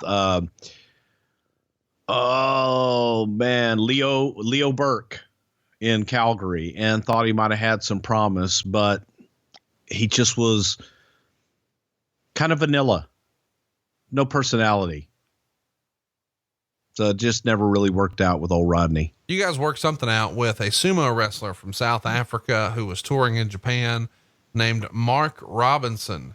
And it was reported in the Japanese media that Mark Robinson had agreed to come into the World Wrestling Federation. He's only 310 pounds, but is an African sumo champion, which I didn't even know was a thing. What do you remember about Mark Robinson? Well, that's not true. I remember being asked a question about some guy saying in Japan that he had been signed by us, and asking who the hell this guy is. And it was some guy that just happened to say, "Oh yeah, I'm going to the WWF." No truth to it at all. Dan Severn agrees to a contract with you guys. And obviously things have worked out well with Ken Shamrock, who's been with you 8 months or so at this point. Whose idea was it to bring in Dan? Cause Dan had been doing pro wrestling matches in the Midwest. Did Dan contact you guys, or did Vince say, "Get me another one of those MMA guys"? When Vince wanted one of those MMA guys, my first pick was Dan Severn. And the reason for that was the fact that he walked around with the NWA World Heavyweight Championship. But I like Dan, and I'd met Dan a couple of times. Really nice guy. He had, I think he had won more UFC tournaments than Shamrock had won, but Vince liked Shamrock, and Vince felt Shamrock had more charisma. But from day one, we both felt that Dan would be a good fit. It didn't necessarily work out. I think that Dan just didn't really fit into the World Wrestling Federation motif. A little bit more mat wrestler and better in that MMA world. There was another guy who was mentioned as coming in around this time, or trying to. Johnny Ace from All Japan Pro Wrestling had a meeting with the WWF, and allegedly he expressed no interest in leaving All Japan, but was interested in working for the company between his All Japan tours. Do you remember this conversation, and what might that have sounded like? I'm the one that brought Johnny in, and I'm trying to, I hope I don't mess this up. I'm not a wrestler in the wrestling business. I'm a businessman in wrestling. And Vince thought that was just the coolest thing he had ever heard. God damn it, I love his attitude. But in my opinion, Johnny was coming in. No, Johnny was looking for full-time work. He was tired of going over to Japan back and forth all the time. "Oh, you got anything full-time? Well, I don't have to work all the time though. And it was a relatively quick meeting, but Vince got the feeling that he was just trying to solidify his spot in All Japan by having the meeting. And that was it. Try to just strengthen his spot over there. Sean Morley is also signing to come in. Of course, he's going to go on to be Val Venus. At this point, he had done some shots with All Japan, but he had worked a lot in EML and Puerto Rico. And he apparently had a lot of interest because word had gotten out that Bischoff was trying to get him to sign as well. And supposedly Bischoff said something like, whatever the WWF offer is, I'll beat it. Do you remember any sort of hoopla around trying to sign Sean Morley, or there being some discussion that WCW was after him? The more of the discussion was if Sean came in, because Sean Morley was brought to us by Victor Quinones. And the take on Sean Morley was Sean had a great gig in Mexico. He also had a great gig in Japan. By him coming into the WWF, could that offset, and would he make as much money as he's been making between Mexico and Japan? So we felt, obviously, that he could. I don't think that he was ever really seriously considering WCW. He never used that with us, as a, hey, WCW wants me also. His thing was, I've got a great deal in Japan. I've got a great deal in Mexico. If I come here, do I get steady work, and will I make as much money? Another name that pops up in this same Observer is Shawn Stasiak. Why don't you think Stasiak had a bigger run in the business? He's in that same training camp with Sean Morley and the other guys that we were mentioning. I mean, Adam Copeland's in there. Val Venus is in there. There's guys who have good runs with the company in there. And Shawn Stasiak, who's a second generation guy who a lot of people would have assumed would have been a really big deal. And I was one of those people. I hired Shawn Stasiak. I saw a couple of Sean's tapes from Portland. He had a gimmick, Arachnaman or Mr. Arachnia, something like that, where he painted his face like a spider. Was kind of doing an Ultimate Warrior gimmick. But I knew Sean's dad, Stan. And I thought, man, second generation wrestler. His dad was a former WWF champion. Man, there's got to be something here. He's built like a brick shit house. He looks great standing there. But I will sum it all up for y'all. Sum up Sean's career for you in this one little story. Sean came in the first time when Kurt Angle came in. Sean had spent his entire life around the professional wrestling business. His dad was a professional wrestler, wrestled all over the world. Kurt Angle was an Olympic wrestler who had won the 1996 gold medal in wrestling. Never really watched professional wrestling, nor had much of a taste for it. Kurt Angle had spent his entire life naturally trying to stay off of his back. Shawn Stasiak had wrestled professionally for 3 years in independents and things, taking bumps and doing different things. When Tom got Shawn and Kurt in the ring, Kurt Angle was attacking the mat and taking flat back bumps like he had been taking them for 20 years. Shawn Stasiak was having problems taking flat back bumps, who had been wrestling for 3 years. And I should have known it then.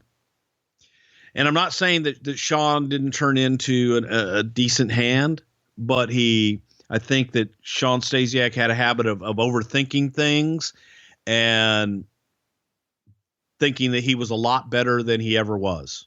Really nice guy, but not made for this business. Well, all right. A guy who was made for this business, Mr. Gordon Solie. He is honored at WWF house shows in Florida in February, and he even appeared at a Raw taping. I don't know that he was shown on camera. I don't remember that part. How does this come to be? It doesn't feel like something that Vince does a lot of. And I don't know that he would have even been a huge Gordon Solie fan, given that Gordon was mostly a Southern commentator. Who put that together for Gordon and the WWF? Jim Ross did. And Jim obviously was a big fan of Gordon's. We all were big fans of Gordon Solie's, but Vince did have respect for Gordon, and he did like his work. Just that he never had an opportunity to work in the WWF. And anytime that, for all the knocks that we give Vince about other territories and other places, he did appreciate the history of the business and those who were a part of it. And he did like those old timers like that. The Disciples of Apocalypse are no longer a thing because Skull and 8-Ball are going to be re-signed, but Crush was officially released. And of course we know he winds up in WCW, but allegedly this happened after Kane accidentally dropped him wrong, and Crush was pretty fired up about it and handled management and told some people off that maybe paved the way for his release, according to Meltzer. How do you remember Crush's run here coming to an end? Is that true? Kane accidentally hurt him and he sort of blew a gasket? Well, I definitely remember Kane hurting him, and I definitely remember Brian blowing a gasket. And he came back. It was at a TV taping, and he was pretty damn pissed off. And I think it was Brian that asked for his release. He was pissed off about it. And I remember Undertaker kind of calming the situation down in the back.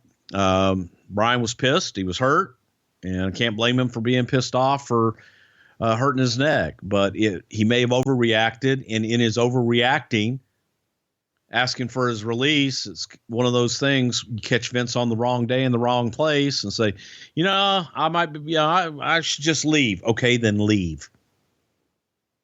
And that's what this was more a case of.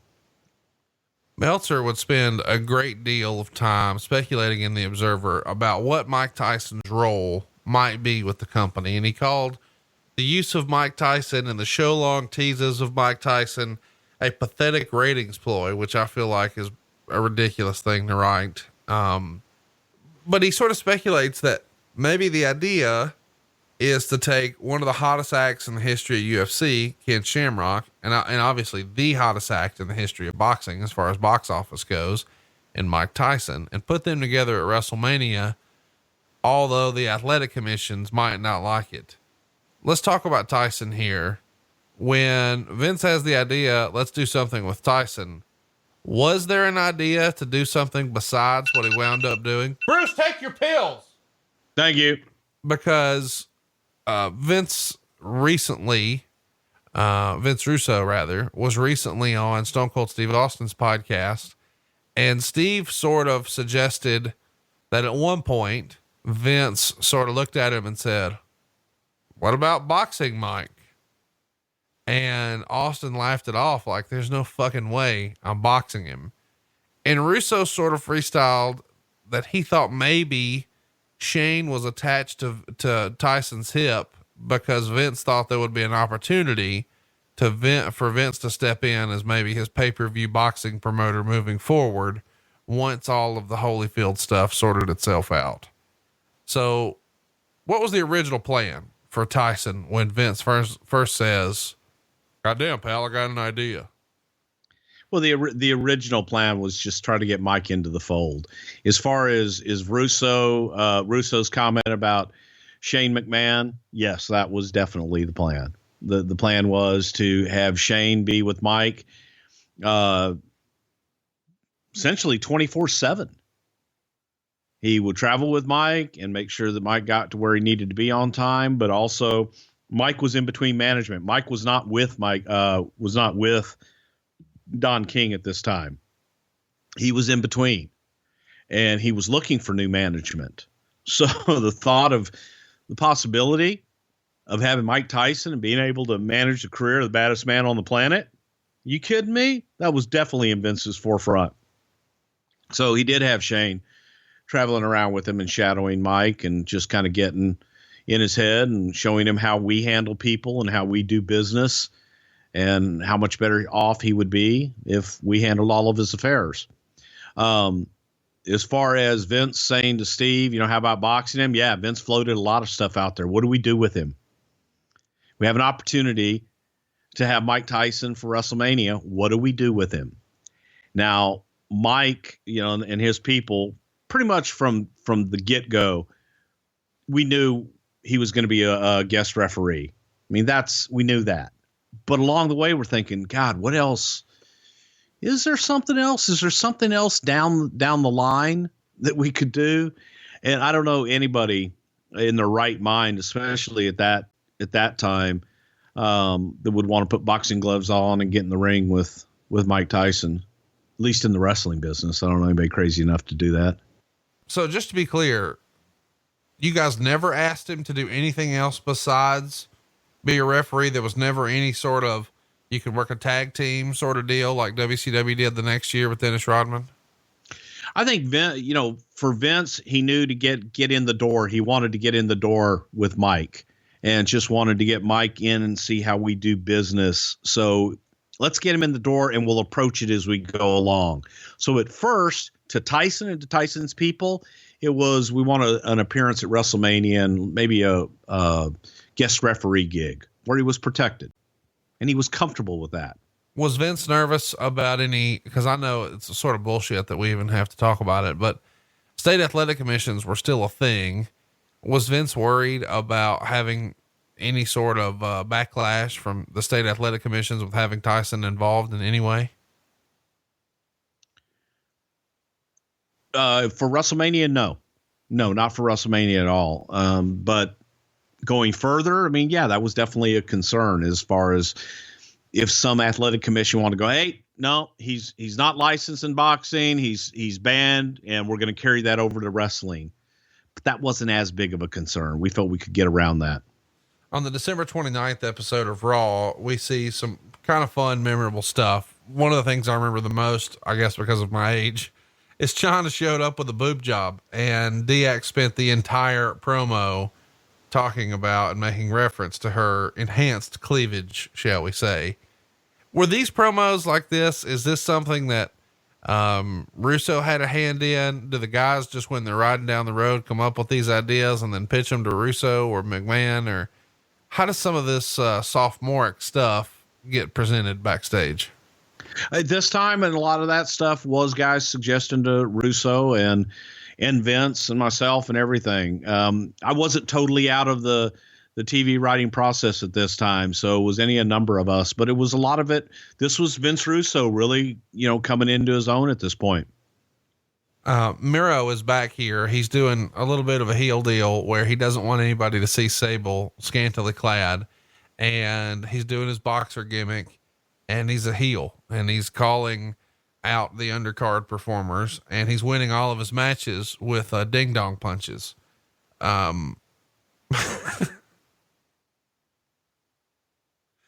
Whose idea was it to take a Golden Gloves guy and say, hey, I got an idea.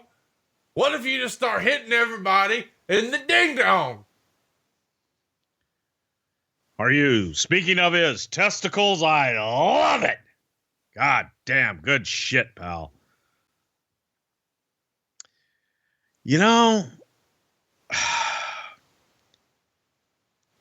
Again, it's Vince will come up with something and think, what's worse than getting knocked out?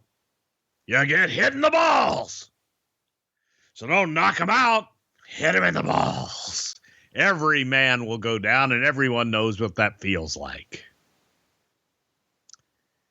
Next thing you know, what's your finish, kid? I punch people in the balls. I can see working with Harley Race and in the old days, and Harley comes in to do TV, and what's your finish, kid? Well, I hit people in the balls, Mr. Race. I'll move. Yeah, just times change. Dude Love does an interview where he transforms into Mankind and then Cactus Jack.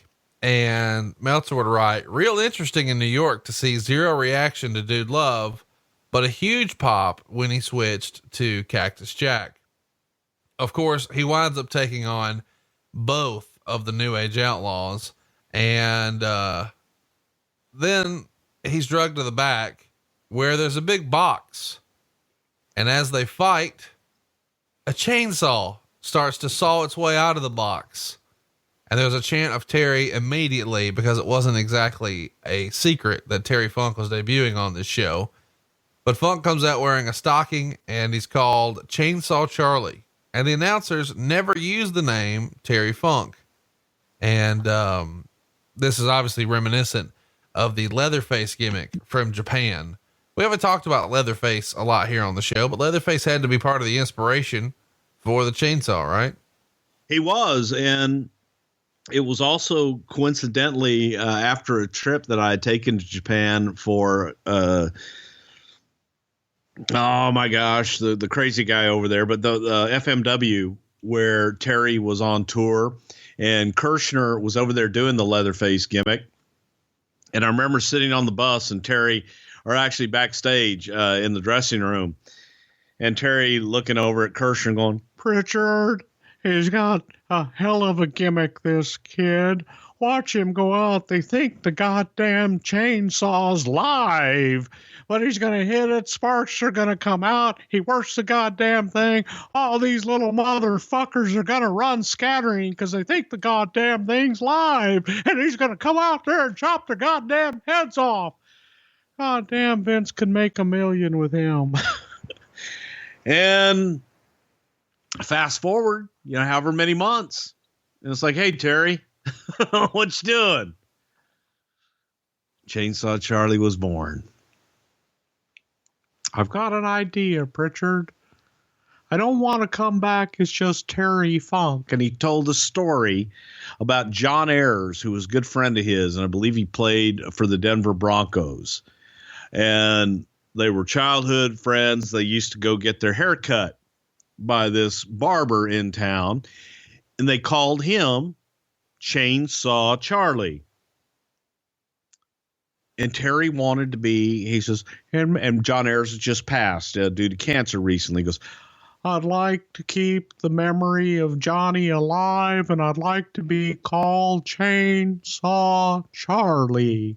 And I'll wear a get-up. I'll put a goddamn pantyhose on my head." And Chainsaw Charlie was born, man, because I loved the chainsaw gimmick that I saw over in Japan that Terry sold me on.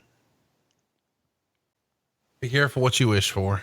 Yes. The whole box thing, you got to tell us whose idea that was for our new listeners. God damn. On WTBS, you fucking go in there and every week they have a box. And you wonder who's in the box, what's in the box, and you move it around a little bit. And whenever a motherfucker comes out of a box, they're over instantly. George the Animal Steel came out of a box on TBS. Abdullah the Butcher came out of a box one time. I don't know. He gave a whole list of people that came out of a box and were instantaneous. If you come out of a box, you're over. So we put Terry in a box.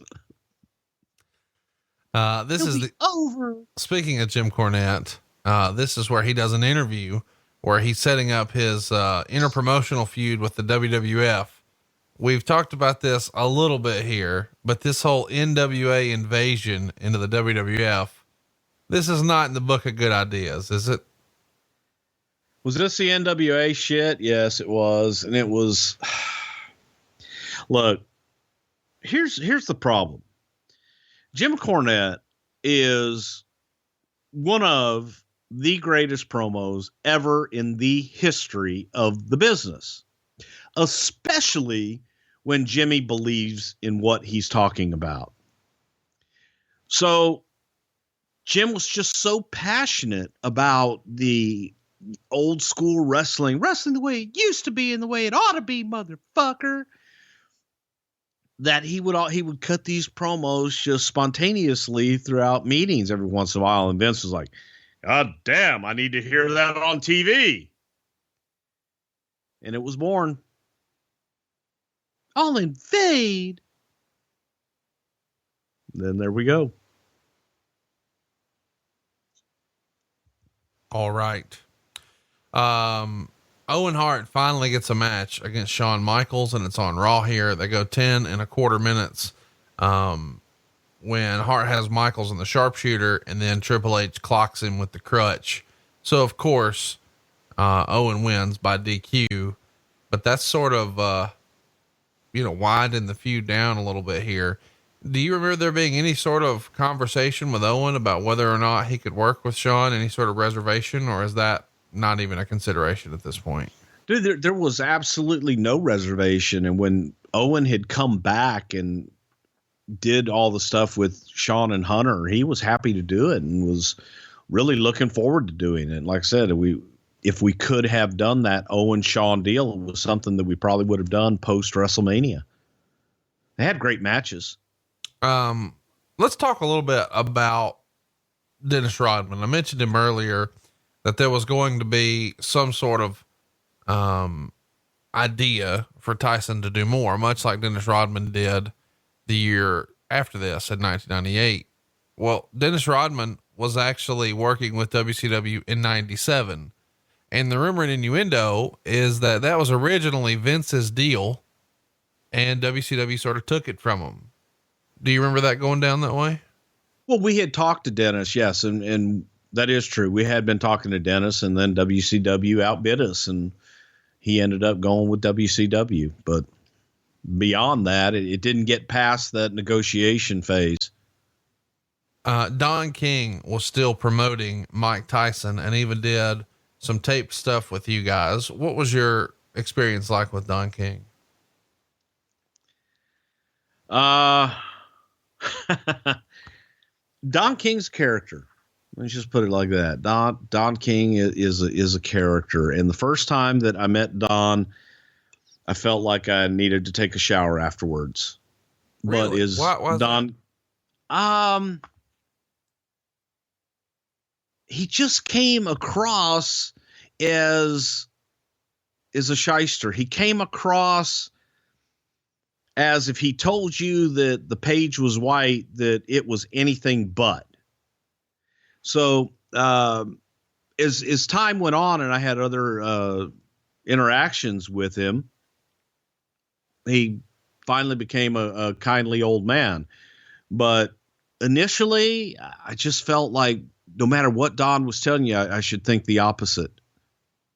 And that was my initial reaction to Don King. Do you think there was any sort of concern when Vince is making this gamble that maybe he's overpaying? Because it's reported that in the Observer that whatever the offer was sort of too rich for WCW's blood. Was that based on the dollar amount, the number of dates, that he wasn't going to be doing anything physical besides being a referee? What made it more attractive for him to do something with you guys as opposed to WCW? Well, it had nothing to do with the dollar amount. As usual, Meltzer's wrong. And it had more to do with the relationship, and the relationship that Mike Tyson grew up a WWF fan. As a kid, he was from New York. He watched WWF. He knew Vince. He trusted Vince. He had had previous interactions with Vince. So to him, WCW was the second tier. They may have been kicking our ass in television ratings, but to Mike Tyson, he wanted to be with the big league. And to him, he was always a WWF fan. So that's where he wanted to be. And it was all about the relationship. It had nothing to do with money, had nothing to do with anything else other than we were there first. He liked us. And Mike Tyson is a man of his word. So once he agreed to the deal and said, yes, he would do it, he was going to do it. I know you don't like to talk about money, but you got to give us a hint. What'd you guys pay Mike? I really and truly don't know. I do know that the initial offer changed because after the confrontation with Steve on Raw the next night, we went in, we had so many dates on Mike. And that night, Vince and I got in his office after the deal and just was like, oh my God, we have to have him for this whole promotion. And we started mapping out all these different things we could do with the dates we had. And we started running into the problem of shit, we need more dates.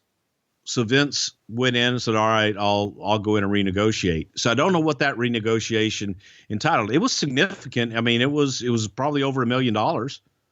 Yeah. I mean, there's lots of talk that it was 2 million, 5 million, but I don't believe it was anywhere near 5 million, but I bet it was in the $1 million range.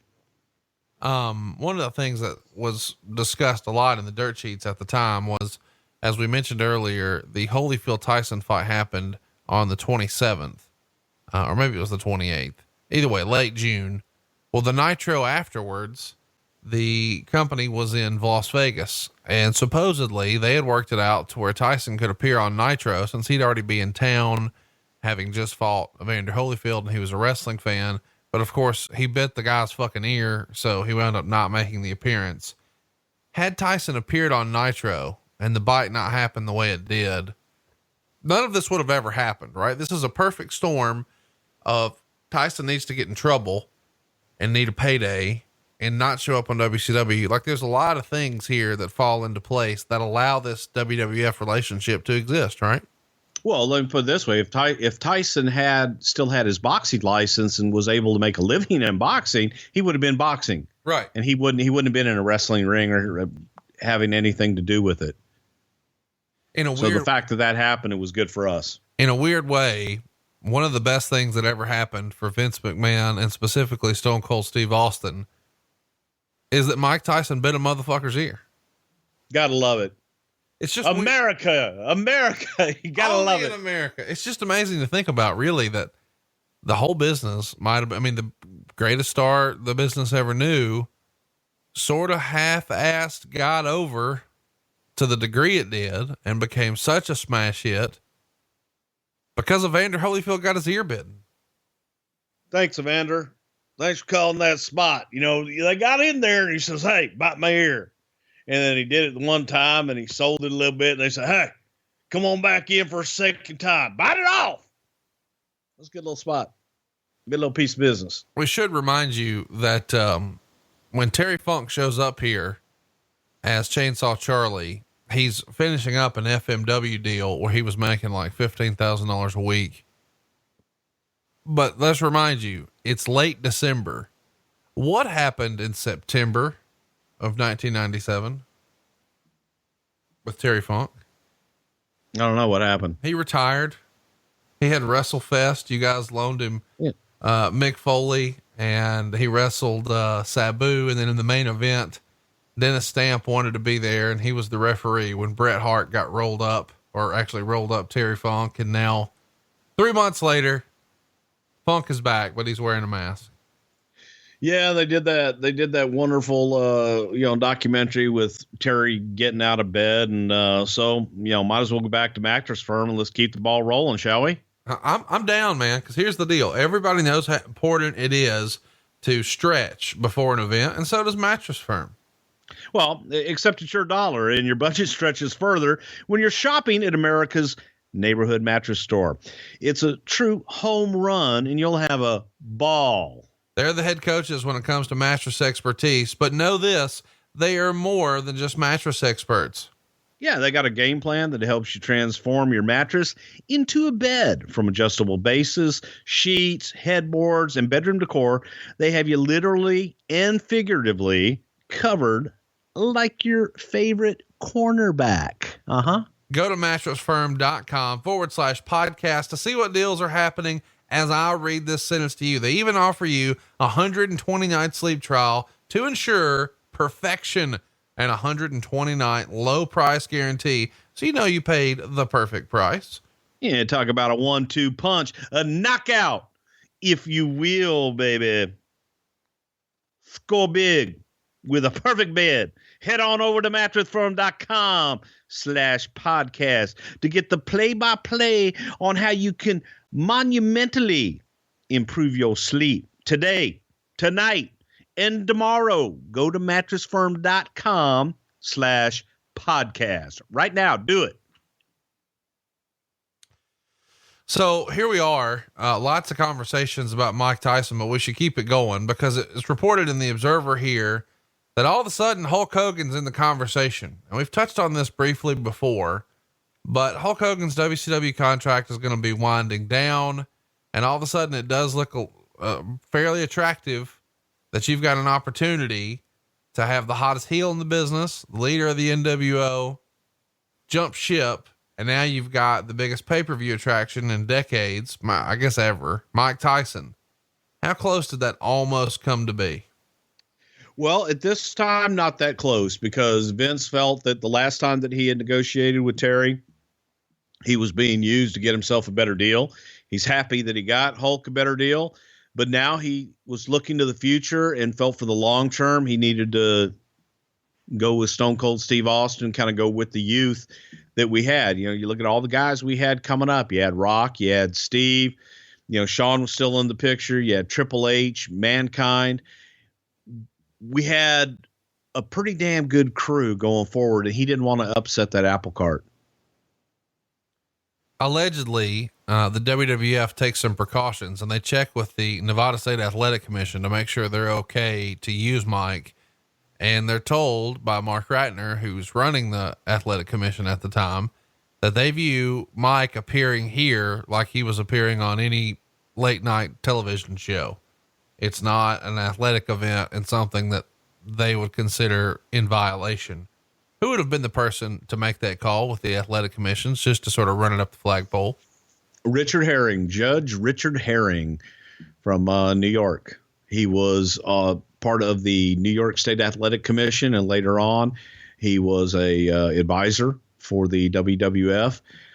One of my favorite people in the whole wide world, brilliant guy, but he had great connections, and he could make that phone call easily, and they'd pick up the phone for Judge Herring. There was a lot of talk that the commissions around the country were saying that while Tyson may not be violating the letter of the law, he is violating the spirit of the law, because he's supposed to be under suspension. And supposedly the head of the Massachusetts Commission said that he would send a letter recommending Tyson not be used on the show, but since they had no governing power over pro wrestling, it's also just posturing. Do you remember there being talk from Mass that, hey, we don't want you to use him, but we can't tell you not to? Well, there was basically, when you go to the Athletic Commission in the state of Nevada, in boxing, it's pretty much New York and Nevada who are the big dogs and who make a lot of the decisions, because that's where the money is. So we not only asked Nevada, but we asked a lot of the athletic commissions that governed wrestling and boxing, and got the temperature of the water for the most part. And for the most part, everybody shared Nevada's take that this is no different than appearing on Saturday Night Live, that this was entertainment, that this had nothing to do. He wasn't competing and he wasn't boxing. So who cares what he does, as long as he's not going to be in there and, I don't want to say deface or hurt the boxing name in any way. So for the most part, the majority of the athletic commissions did not have a problem with it at all. There were a few holier than thous that he shouldn't be in a ring, but those were few and far between. When you guys read, cause I know you personally may not have, but somebody in the office or the locker room was reading the Observer. When they read that Mike Tyson's getting $4 million, and I know you've just shut holes in that, but it was in the Observer that it was a $4 million deal.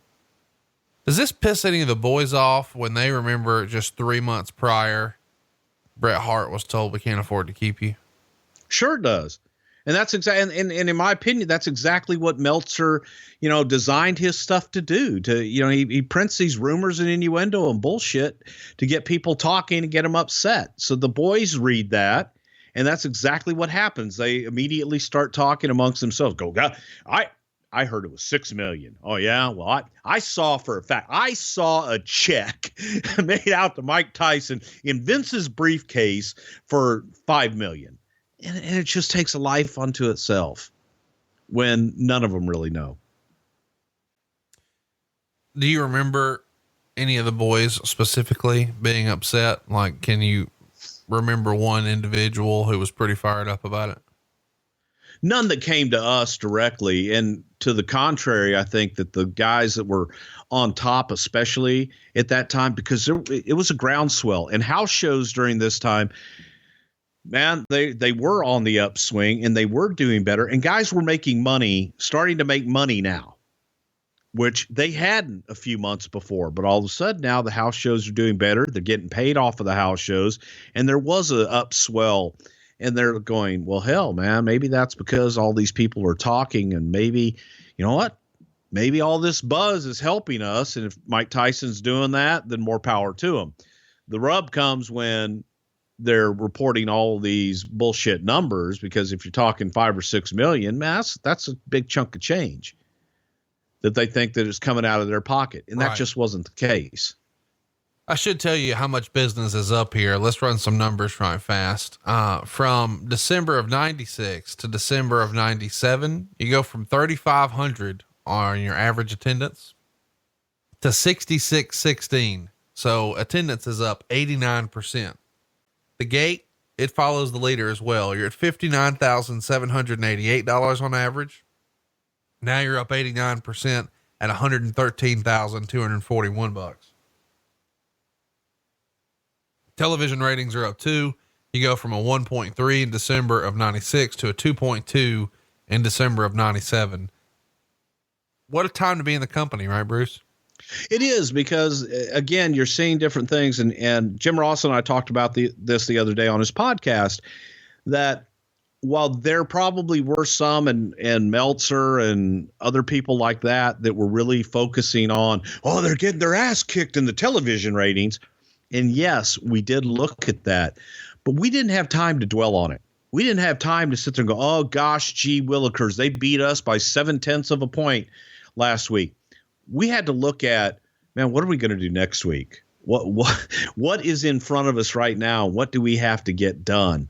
That was the priority with us, and things were moving so quickly that you didn't have time to go back and reflect.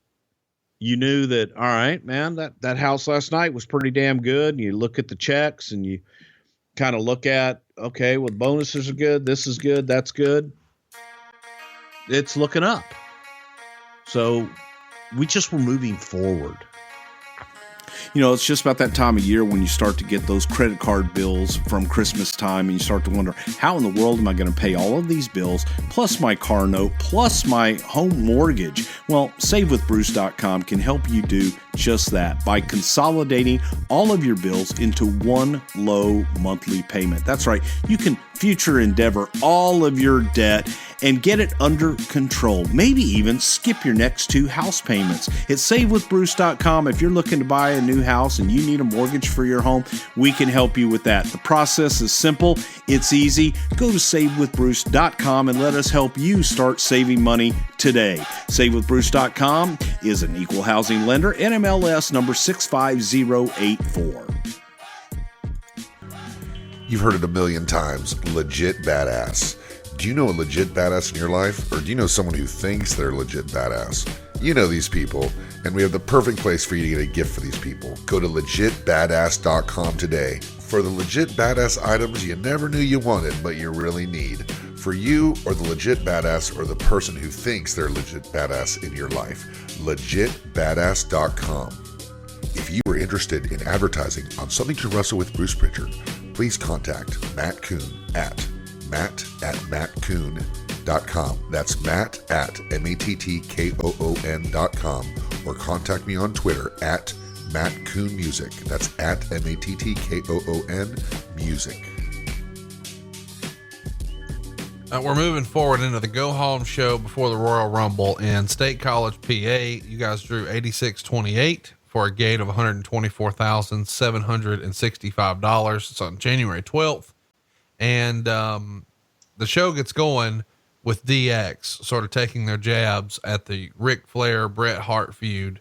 When Shawn starts talking about how he's the best there is, the best there was, and Triple H interrupts him and says, none of that lame stuff. And you guys are really doing a lot of this in late 97 and early 98 here, where you're sort of drawing attention to we're the younger guys. Is that Vince sort of poking the bear, or is that Russo? No, that's Vince absolutely poking the bear, because that was during the time, where he's still looking at WCW being, for the most part, former superstars from the WWF. And if you can look at and have something that's real and go, oh, well, that's all the older guys. Of course, they were here before, but then they got too old to be here and they can't hang now because we've got all these young guys. So sure, that's Vince McMahon stating the obvious. You know, it's funny how, and we've talked a lot about how, you know, age changes as we get older because, you know, we start to view it a little differently. So Jim Cornette on this show introduces the Rock and Roll Express as the NWA Tag Team Champions and calls them 5-time champions, but there's no belts there. And Meltzer would write, crowd was dead. Morton, who is 41, and Gibson, 40, looked positively ancient, and it was actually like watching Saturday Night Live spoof two old men trying to be the Rock and Roll Express. The crowd was dead. Cornette interfered for the DQ in 2 minutes and 28 seconds. Now, by comparison, I remember watching this and thinking the same thing. Man, look at these old guys. Here's what's crazy to me. AJ Styles is 40 years old. Young kid. I mean, AJ Styles is probably the best wrestler in the world, arguably the best wrestler in the world. You could also, you know, lump Kenny Omega and a few others into that conversation, but he's certainly the best in the WWF based on almost all criteria that you would look at. And he's 40 years old. And here Gibson and Morton are being described as, you know, a spoof. How were they received? I know it's a different time. What was it about this act that just did not resonate with the crowd in 1998? I think because they looked at them as 40-year-old men trying to be 20-year-olds with the whole Rock and Roll Express gimmick and, you know, rock and roll and we're young. It just looked like an old act, and that's terrible. And it was deader than Kelsey's nuts, as Jim Cornette would say. The audience did not give a flip. They didn't care. They weren't WWF guys, and we were in the heart of WWF territory. So these guys were kind of seen as, you know, those, them Southern wrestlers. You know, we had the real rockers. We had the rockers up here. These guys just an imitation of them. A couple old guys trying to relive their youth. But for the WWF at that time and rock and roll coming in, they were not welcomed by the audience. They were welcomed by the boys. I think that the boys loved them and they were great workers, but audience didn't care. This is also the show where it looks like Kane is going to join DX. And then all of a sudden, he instead sides with his brother, the Undertaker. Was there ever, I mean, at this point, obviously Kane is still a new character, you know, having just debuted a few months prior. Was the storyline arc for the Kane character, and I'm sure we're going to do this on a future episode, was it always supposed to be bad blood to WrestleMania and then do something else with Kane? Or, I mean, obviously it wasn't supposed to be a 20-year-old character. Well, no, we thought that it wasn't. We was looking for an opponent for the Undertaker, and we thought once we got to WrestleMania, we could then have subsequent matches and those returns all the way. But the first time they actually were going to have a match, we had to get to WrestleMania. I don't know that anyone really thought that Kane would endure this long. I mean, how could you? Nobody else has. I mean, it's unprecedented.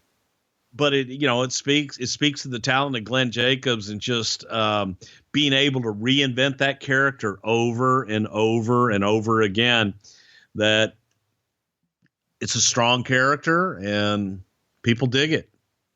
He's in the main event at the Royal Rumble next Sunday. That's insane. So that's the go home episode of Raw. And they start to tease there with the promo that Shawn Michaels is cutting, that Mike Tyson is going to be positioned as a babyface.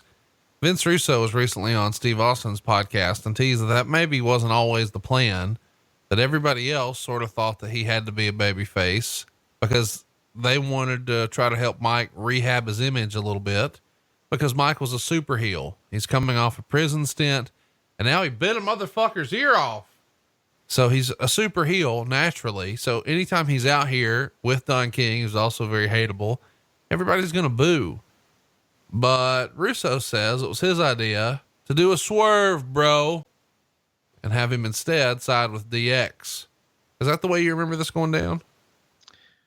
Well, no, because it was the swerve. Yes, the swerve did happen. And it may have been Vince Russo's idea to do the swerve at that point. But we had originally, the idea was get to that attraction. The attraction would be Steve and Shawn. Tyson is a special guest referee. And like I said, we only had Mike for a couple of dates. Once Tyson and Austin were in the ring together, and you just felt that buzz and that electricity and that live crowd. And when they touched, man, that was magic. That was a moment where we all went, oh shit, this is bigger than anybody ever thought. And the feeling of, man, you can't have, if people feel that Mike Tyson is an antagonist now to Stone Cold Steve Austin, that's going to add a lot more to the attraction. So now we had to get more dates on Tyson. We had to figure out a way.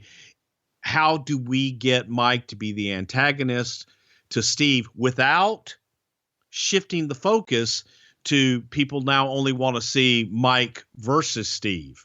And that was the line that you had to walk. And that's the whole DX thing. Well, instead of doing that, have him join DX and have him be a part of the heel faction, to where he's kind of still, Shawn is in the foreground and Shawn is the one pulling the strings. All right, let's get to it. Royal Rumble 1998, as we said earlier, San Jose, California, January 18th. So yesterday was the 20-year anniversary. It sold out a week ahead of time. 18,542 folks were in the building. 16,661 of those paid $414,000. And they did another $159,000 in merchandise. It broke the all-time record for Northern California, which was 17,000 for a 1962 match between Ray Stevens and Pepper Gomez at the Cow Palace. And, for the gate, it nearly doubled the record set back in 97 by WCW for Hogan and Piper at Super Brawl at the Cow Palace. So this is a big, big deal for you guys to have a house like this. I mean, Vince has to be tickled when you sell out a week ahead and set all these records, right?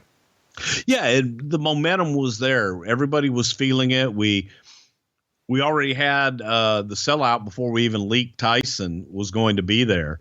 So that was a good feeling. And we felt, okay, this is even more of a reason to go ahead and leak Tyson, to get people buzzing about it even more, to buy the pay-per-view locally and elsewhere. So yeah, this was a good feeling coming off of the last year we had momentum going into this. I guess we should, also mention that, we've covered a lot of this show on some of our shows in the archives, because we've covered matches based on the talent. So we're going to run through some of this. The first match is Vader taking on Goldust. We've got a Vader episode in our archives that I recommend. It's probably our first super in-depth show. And we've got a Goldust episode that people just absolutely love. So check out both of those in the archives if you haven't already. It's somethingtowrestle.com. Friday at noon is when you can catch the new shows every week. If you haven't already, hit the subscribe button. I haven't said this in a long time, but leave us a review as well on iTunes. We'd really appreciate that. If you haven't already, please do. Meltzer would write of this match: both guys worked hard, but they were a little off. Actually, Goldust for the past few years has been a little off, although there were some good bumps and the match had a nice finish. Vader went up for the Vader bomb, but Luna did a run in, jumping on Vader's back. Vader still climbed the ropes with Luna on his back, and he did the Vader bomb with her there for the added weight and got the pin. Star and a quarter. We've talked about this before, but it's still fun to watch Vader do a Vader bomb with Luna on his back, is it not? And it looked like, and Luna just face planted on the Vader bomb when he came off of there, and she had absolutely nowhere to go. But the thing that got me out of the whole thing, on my notes, I wrote, shockingly very good match. Man, they busted their ass. They had a really good match. Vader was on, and Goldust was, as usual, excellent. It's weird because I get hyped every time I see Vader. I was such a fan of Vader in WCW, and his match with Flair at Starrcade 93 is one of my favorite matches ever. But to see him here in the opening card, you have sort of lowered expectations, but I'm like you. I thought the match was really good. I also appreciated this weird, hey, we're going to go way over the top with Goldust. You didn't do it very long, but he's here in like a striped bodysuit with like a G-string on the outside. I mean, quite the outfit. Is this right out of your personal collection? Well, the G-string was. The brassiere was out of someone else's, but I don't want to mention Vince Russo's name. So next up, we've got a bunch of minis working a match. And this is, to my worldview, an excuse to have Sonny out here. Strut that ass. And man, how Roll Tide was Sonny in January of 1998. There was a fun line in here in commentary where JR said something like, I hear she's fond of short guys, which I really appreciated. I heard that too. Yeah. Thank you for, well, you're not short. No, we're talking about Chris Candido. So Max Mini's out here, Nova, Mosaic, and they're taking on, Battalion, Torito, and Tarantula. They go just about 8 minutes, 7 minutes and 49 seconds. This match on the network is a little hard to watch because they've had to change all of the music and have Howard Finkel redo the introductions. What'd you think of the match? Well, it was entertaining, but, yeah, it was, all I could keep thinking of is during this time, we had done the stuff with the minis where we had, like the Battalion, he was actually Mini Vader. Okay. When we did the little Mini Vaders, Tarantula was Mini Mankind, and Nova was, I think, the original Masquerita Sagrada Jr. and Max Mini was the new Masquerita Sagrada Jr. So there was just so much. As I'm watching this in my head, I'm thinking about all of the inner politics and inner turmoil of the lucha scene and the minis that we had, and having to deal with all of those intricacies and putting them under different gimmicks because we didn't have the license for Masquerita Sagrada Jr. and we didn't want to use their names or anything like that. So we could have done, my point is, we could have done so much more with with the mini division that just kept falling by the wayside. And it just ended up being a novelty match with, 3 minis from Minis R Us, and have a match, put them in there. Get Sonny in the ring in shorts. I like it.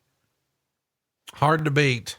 Lawler had a great line in this as well, where he said that one of the minis tried to commit suicide by jumping off a curb, which is pretty good stuff. Next up, we had Rocky Maivia wrestle Ken Shamrock in a match that I got to tell you, I thought Meltzer rated way too low. He only gave it 2.25 stars. They go about 11 minutes. Rocky gets the win by DQ to retain. And Meltzer writes, Maivia, who actually spent his childhood living in this area when his father and grandfather were 2 of the top local baby faces, controlled most of the match. Since both are relatively inexperienced, there were some sloppy spots, such as both going for moves at the same time or hesitations, and the finish was a screw job. I can actually recall when I was in junior high seeing Dwayne Johnson run around backstage every Wednesday night in the San Jose Civic Auditorium with his mom and sometimes his grandmother. The first big spot was Shamrock going for a Hurricane Rana, but also being caught, et cetera, et cetera, et cetera. Okay. The finish I fucking loved. We get Mike Chioda distracted by the nation. Maivia clocks Shamrock with the brass knuckles and then takes the knuckles and shoves them into Shamrock's tights. But Shamrock manages to kick out of the pin and then deliver his finishing move, a belly to belly, for the 3 count. Now let's defy logic for a minute. Getting punched by a 270-pound motherfucker in the jaw with brass knuckles, you won't stay down 3 seconds. But if another guy grabs you around your waist and throws you down with a belly to belly, okay, now it's over. Let's pretend that's okay for a minute. The belt changes hands. They're playing Shamrock's music. The crowd's celebrating. And then The Rock is telling the ref, that's bullshit. He hit me with brass knuckles. Check his trunks. The ref does, finds the trunks that Shamrock didn't even know were in there, and overturns the decision. What a fucking smart finish. Is this a Patterson finish, or who did this? All the way. Pat Patterson finish the whole match. And here's, man, I got to get on my soapbox here because you liked the match. I loved the match. I thought the match was great. And to hear somebody like Dave Meltzer, who's never been in the ring, who doesn't know what the hell he's doing, who watches and adores the Japanese, whatever, when they do spots and they don't sell anything and they just smoothly go into the next spot. Here's here's where working comes into play. When you have guys and things aren't perfectly smooth and synchronized and pretty and beautiful, so that, okay, you go into this and I'll go into that, and we don't sell anything and it's a smooth, pretty bump and I'm right up. To me, that's not a great match. When you watch a boxing match, or you watch an MMA fight, or you watch a fight and a competition in general, it can be sloppy. Okay, it's not going to be perfect. That's what makes a good work, and that's what makes a believable match. But someone that doesn't know that wants their synchronized crap, it drives me fucking nuts. The Legion of Doom is out next, and they're taking on the New Age Outlaws. And this is sort of a fun match here for me, because it's sort of the infancy of the New Age Outlaws, but we're seeing where they're about to be superstars. And this is super old school, but I really appreciated this. Of course, we're in San Jose, so their local team is the San Francisco 49ers. It's January, so that means it's playoff time. Well, wouldn't you know it, Brett Favre and the Packers have just defeated the 49ers and kicked them out of the playoffs, and no longer are the 49ers lined up for the Super Bowl shot. This is so old school, easy heat, but I love it. When do you remember heels wearing the opposing team's jersey becoming like commonplace in wrestling? Oh, I think that, for a good heel, and especially back in the day when we weren't different territories, so easy. It's just so easy when you have a really hot town that has a great sports team for a heel to go out and badmouth them. And that's just been done for years, and I love it. It's absolutely wonderful. But this match, it was good. It told a simple story. No, the match was awful. I'm not going to let you get away with that. No. Hang on. The match telling a story was a good story. The match itself, it sucked. They were moving in slow motion and kind of falling down in sections.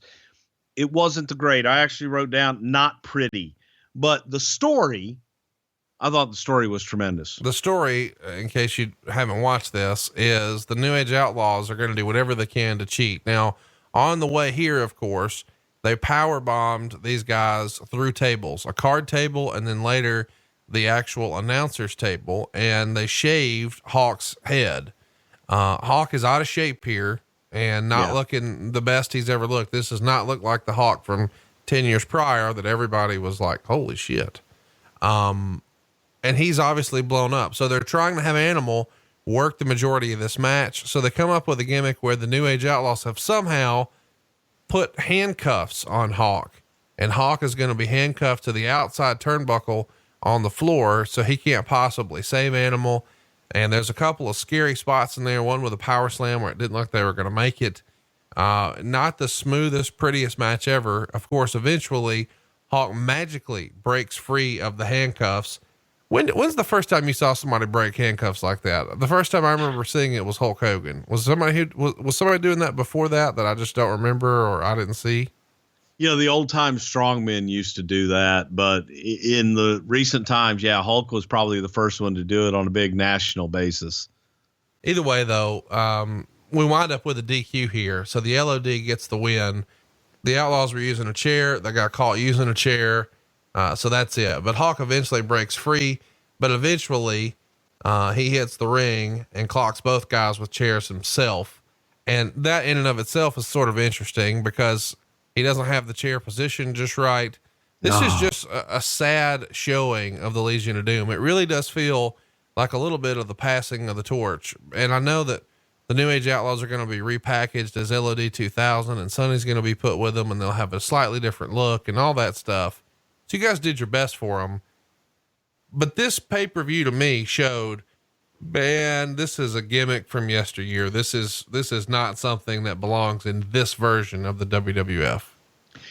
It was kind of sad to watch sometimes, and you just wanted to, and it's hard to accept because we hang on to nostalgia and we hang on to those acts probably longer than we should. Especially these guys, the definition of a Road Warrior pop, which is what you're going to hear this Monday when Brother Love returns to Raw.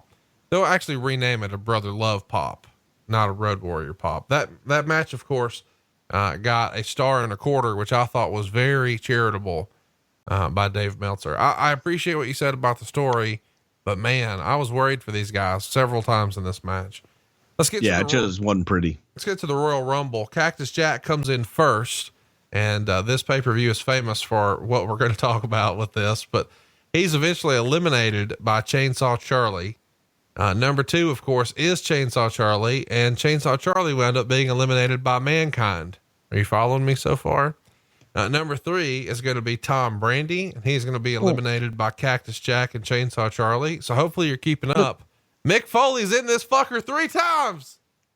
Yeah, it's crazy. But, the thing that got me, and, Pat and I put this thing together, but what Mick and Terry did at the very beginning, trading the unprotected chair shots. Oh my God. Watching that 20 years later just made me cringe and want to crawl under my desk.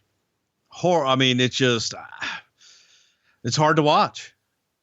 It's a fun show because you're ready for Steve Austin the entire time.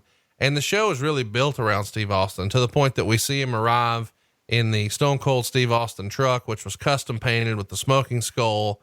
And they ran a contest, and Mildred Bowers is announced as the winner, from Nashville, Tennessee. And Mildred Bowers, was an older lady then. I don't know if she's still with us or not. She may have passed away now, but, there's a fun video out there on YouTube. If you get a chance, I encourage you to throw it in your Google machine. Winner of Royal Rumble 1998 Stone Cold Truck, Mildred Bowers. And you'll see a video of her winning her Silverado that says 100% pure whoop ass on the tailgate. How was Mildred selected for this? This is fucking awesome. There's a company that does like sweepstakes and contests and all that, so that you keep it all on the up and up. And they randomly select them through whatever process they use. I don't know if it's a computer or if someone, Random House or whoever, just reaches into a big bin and draws it out. But we had a company that did it and handled that whole drawing.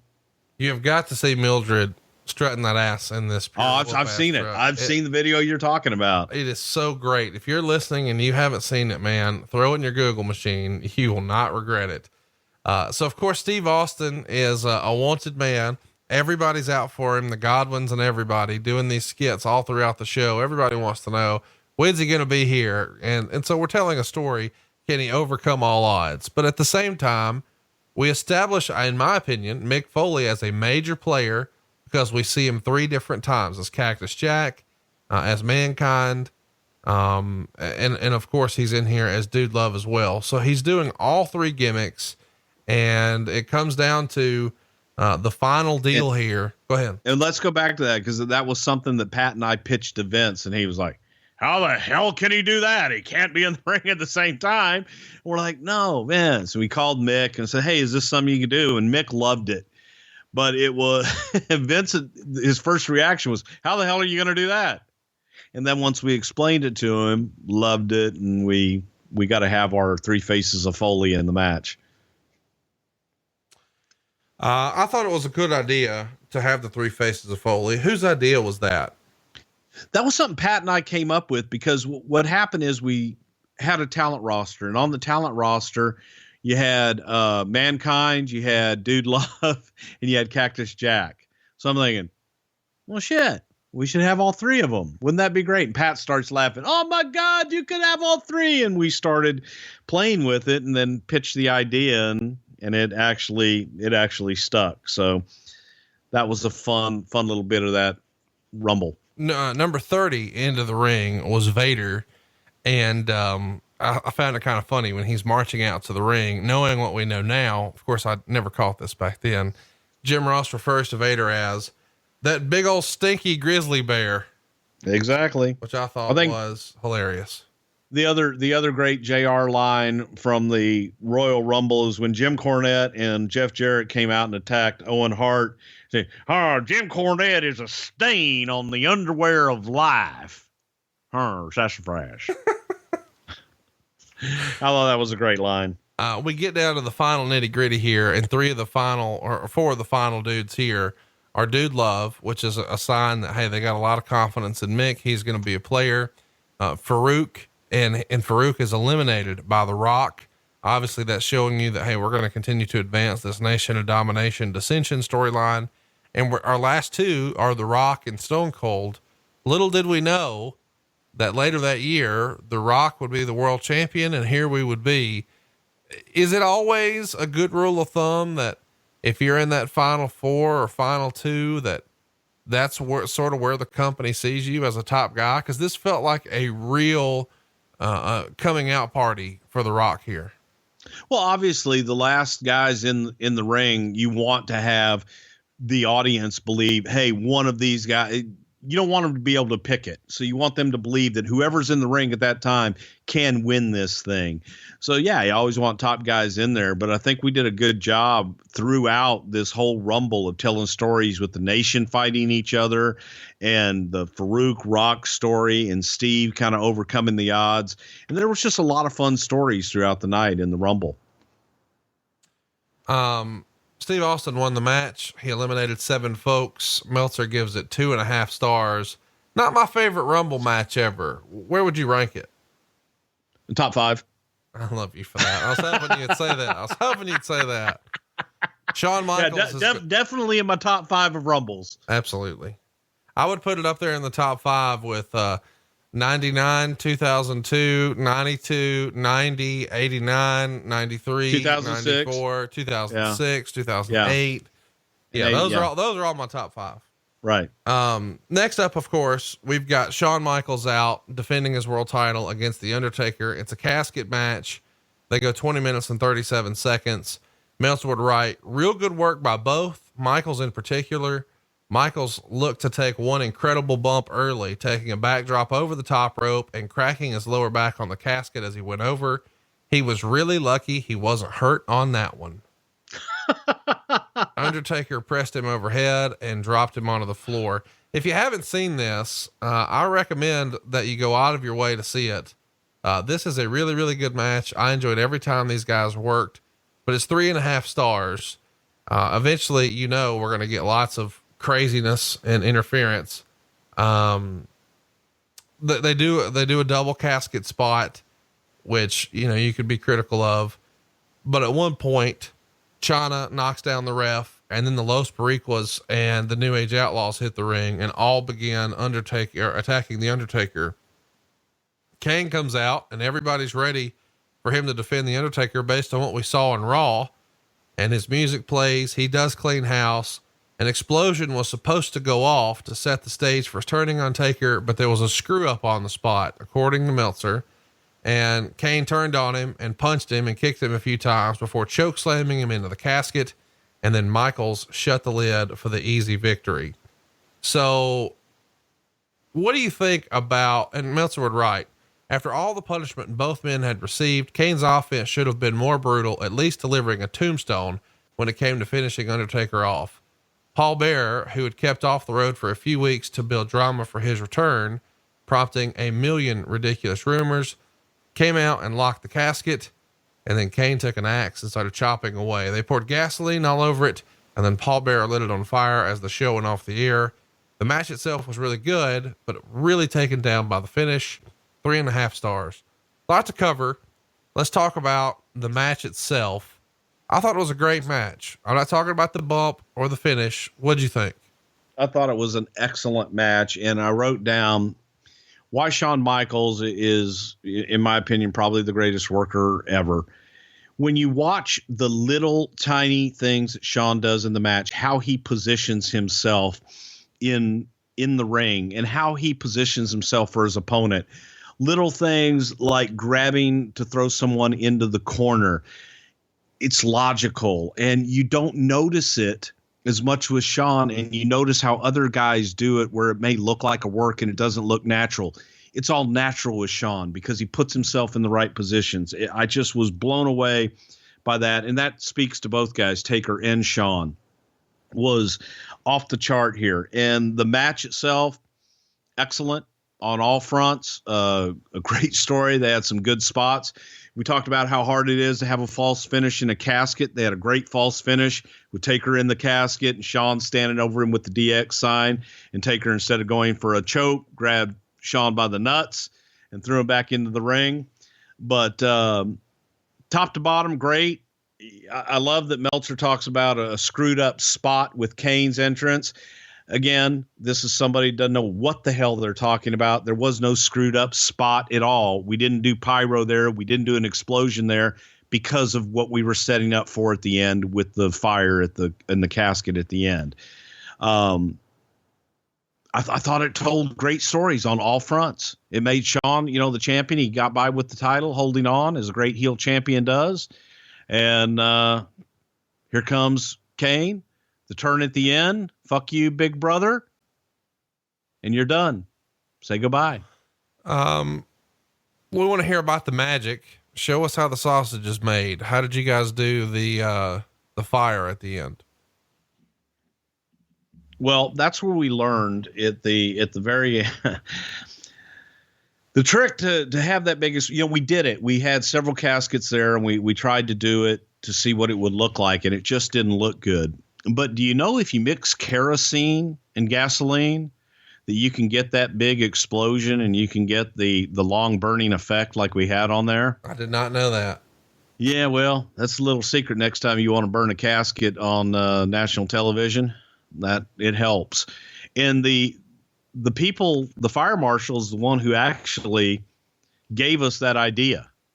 And they were obviously concerned how close we were to the people and things like that. But the whole idea behind chopping the casket up was so that there was air, so the fire could breathe, and pouring the mixture of the gasoline and the kerosene and all that inside the casket just really helped to make that damn thing burn and explode and look beautiful as we got out of it on TV. So, I've got to ask, I assume that the Undertaker slides under the ring somehow. It's magic.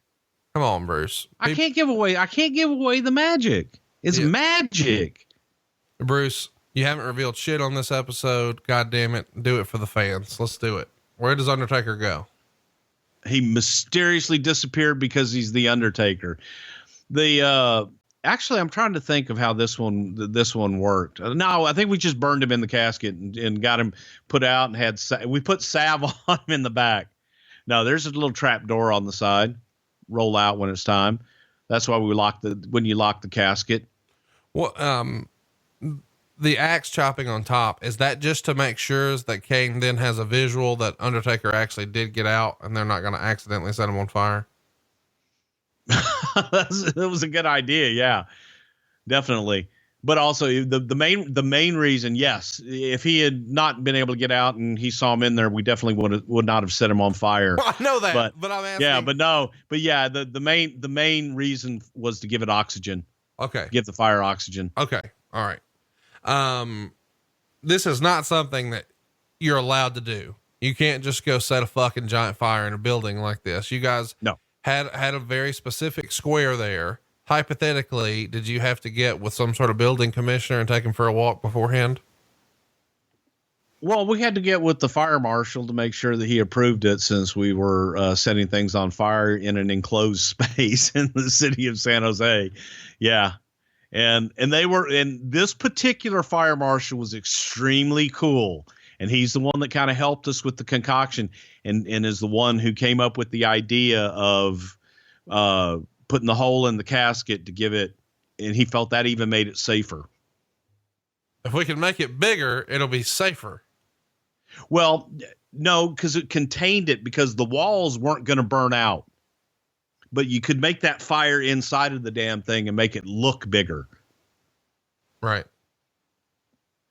Well, there's been, I guess the real reason we're here is to talk about Mike Tyson, to talk about this fire, and to talk about the back injury. So let's do that. There's been lots of rumor and innuendo that Shawn really wasn't that hurt here. And it's kind of funny seeing Meltzer write, he's lucky he wasn't hurt there. Here's what Shawn has said about the match. 2 days later, we were shooting vignettes in Davis, California, and I felt a stabbing pain in my lower back. I flew home that Wednesday, and when I woke up Thursday morning, I couldn't move. It felt like there was a hot, searing knife tearing through my back. I'd never felt so much pain in my life. I couldn't stand up, so I rolled out of bed. My phone was a few feet away from my bed, but I couldn't get to it. I could reach the cord, So I grabbed it and pulled the phone to me. I dialed up my parents and said, I can't move. I need somebody to come get me to the hospital. They called an ambulance and came right over to the house. With my arms and legs dragging lifelessly behind me, I started crawling towards the front door. It was probably 10 yards from my room to the door, and my folks lived 20 minutes away, and they beat me to the door. The ambulance soon came afterwards, and the EMTs put me on a stretcher and took me to the hospital. Once there, they shot me up with Demerol and took an MRI, and then they told me I had a couple of herniated discs and one was completely crushed. He gave me a bunch of pills and sent me home, and I called Vince and told him what was going on. What are we going to do? He asked. Shawn allegedly says, I can do WrestleMania, but I think it would be best if I could have the February pay-per-view off. This is very serious. And allegedly, Vince said, I want you to come here. I have a doctor I want you to see. Let's get a couple of opinions on it. We'll get you better for WrestleMania. That's the important thing. So Vince wanted him to go see a doctor in New York the guy who treated Dennis Byrd, who was the famous New York Jets lineman who had broken his neck during a game. So he flew to New York and went to see him, and the doctor examined him and said, you're through. You'll never wrestle again. So he's obviously upset by that. And, we're off to the races, I guess. What do you remember about the injury that night? Did Shawn come to the back complaining about the bump? Was he hurting that night? When do you first hear Shawn called from his house in San Antonio and said he can't walk? Well, working backwards, I remember, the phone call when Shawn couldn't walk and the ambulance was on the way and his girlfriend was involved in there somewhere and his parents were upset because he couldn't walk and had been rushed to the hospital. We didn't know what the hell was going on. So once we got the word about the discs and everything, Vince wanted him to come up and see this doctor.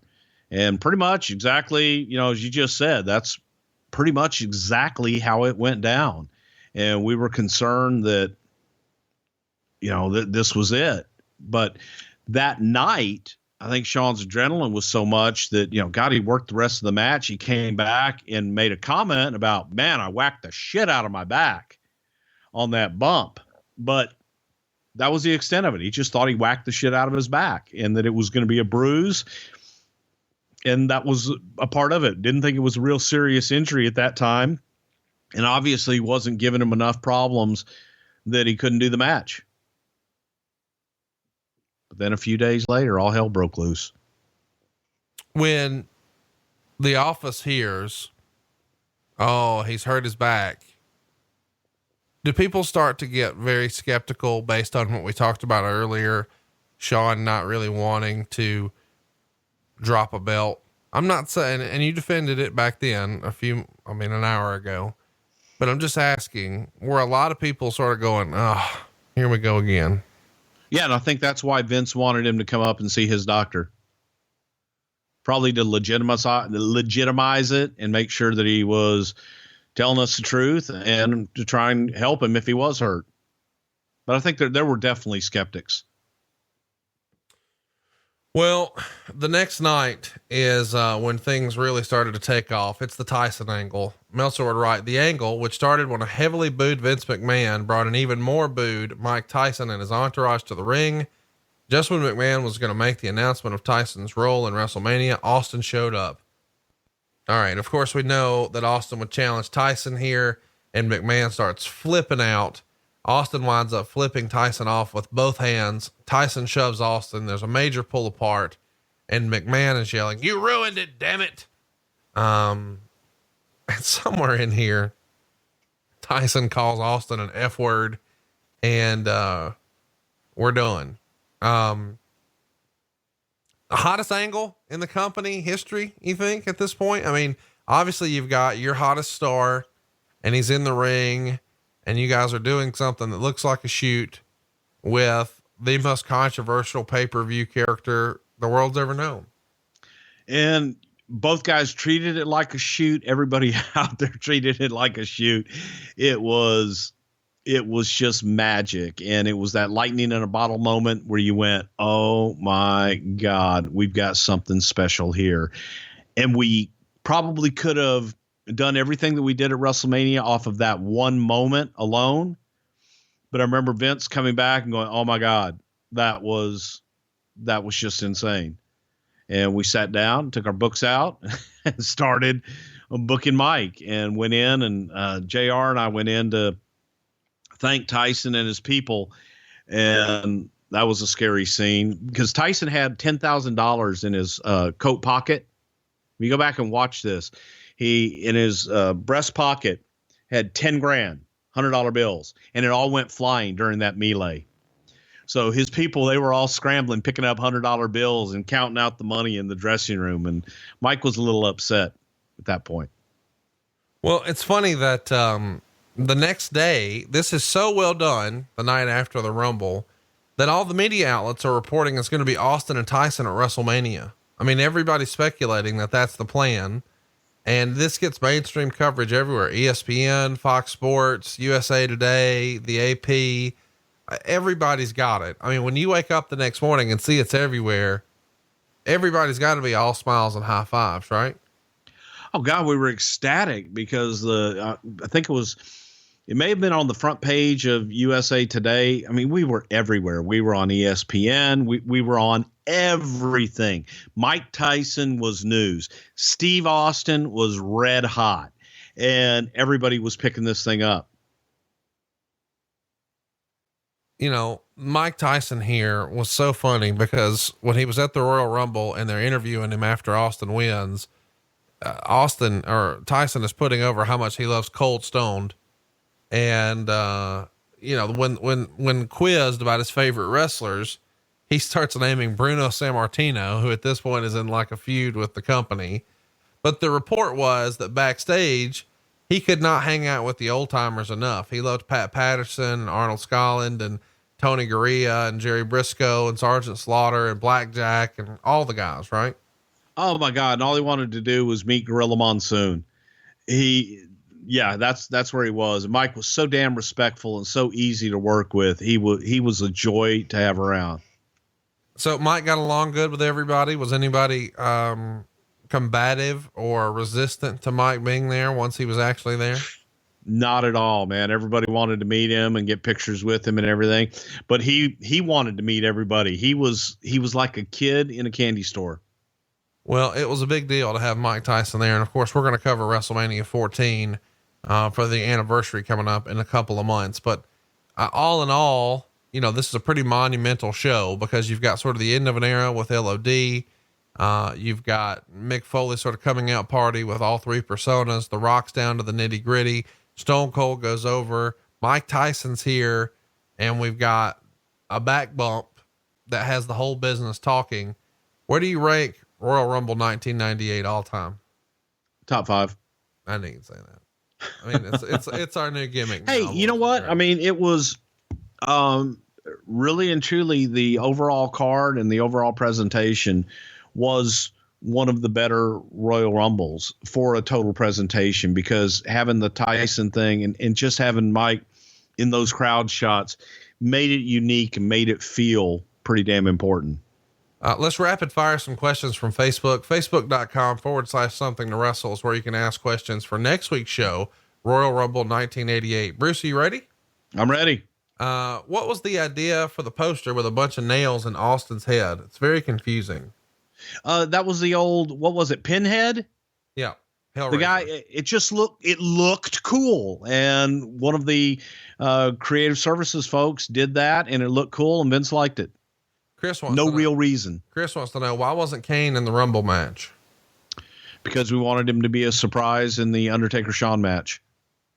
There was speculation as to whether or not Kane was going to be a part of DX or side with Undertaker. So you wanted to keep him out. Where did you get your caskets from? Caskets are us. How would Bret Hart have fit in had he stayed? You know, it could have been Bret Hart in that whole scenario, with Undertaker and then going on to drop the title to Steve at WrestleMania, but we'll never really know. Was there ever any thought to having Dude Love win the Royal Rumble? No, there wasn't. Lots of questions about whether or not you think this injury really kept Shawn out for 4 years, or maybe was that some of his stubbornness from not wanting to come back? I think it was stubbornness on Shawn's part and stubbornness on Vince's part. I think Shawn had the time and was like, if they're going to pay me, I'm going to sit out. And I think Vince on his part was, if he wants to sit out, he's going to miss out on making a lot of money and being a part of this. Stuart wants to know, what was your favorite Tom Brandi match? Remember that one with Sal Sincere? That was probably it. Andy wants to know, was there ever any talk between Taker and Shawn of calling a different finish because of the injury? I guess the answer is no, if he didn't know how bad he was hurt, right? No. And he worked that whole match and did everything that he needed to do. Do you think he didn't notice because of adrenaline, or was he also probably sort of self-medicating at the time already? No, it was probably adrenaline. Jared wants to know, why in the hell is one of the Harris twins giving pile drivers in a Royal Rumble? Oh my God. I saw that and about died. I have no idea that. And it was to Terry Funk. Terry probably called it. Adam wants to know, how many times did you call 1-800-COLLECT? Well, I don't know, but I know if you go to mattressfirm.com/podcast, you're going to get some great deals on a great mattress. I totally agree. And I think there's only one way to finish the show. And that's Joel asking, hypothetically speaking, who would Bob Holly have told Vince should win the match? I should win the damn match. I'll throw everybody out and win the damn title. And you're going to have a great time when we take the title for the greatest live show ever. Come to Brooklyn. We want to see you at boxofgimmicks.com tonight. Barclays Center, the very special guest, Mr. Eric Bischoff himself. You can see the basketball game, the Heat and the Nets, plus Bruce, I, and Eric for only $35. It's boxofgimmicks.com. And don't forget, Philadelphia, we're coming to see you next week at pronounspal.com. And Bruce, I feel like we've buried the lead a little bit. We've got a brand new show to announce. Tickets going on sale today. Come pick up your tickets to see us in Las Vegas. Bruce, tell them all about it. Viva Las Vegas. We are coming Saturday night, February 24th, right before the WWE pay-per-view at 7:00 at the House of Blues, man. You can get your tickets at notarib.com, but come see us in Las Vegas. This is a big one, man. Can't wait to get to the House of Blues in Vegas. Saturday night, February 24th, 7:00. Get your tickets at notarib.com. And it's not a rib that Eric Bischoff has the sack to show up and face me in person tonight. Don't miss it. Barclays Center, boxofgimmicks.com. We'll see you next week right here for Royal Rumble 1988 on Something to Wrestle with Bruce Prichard.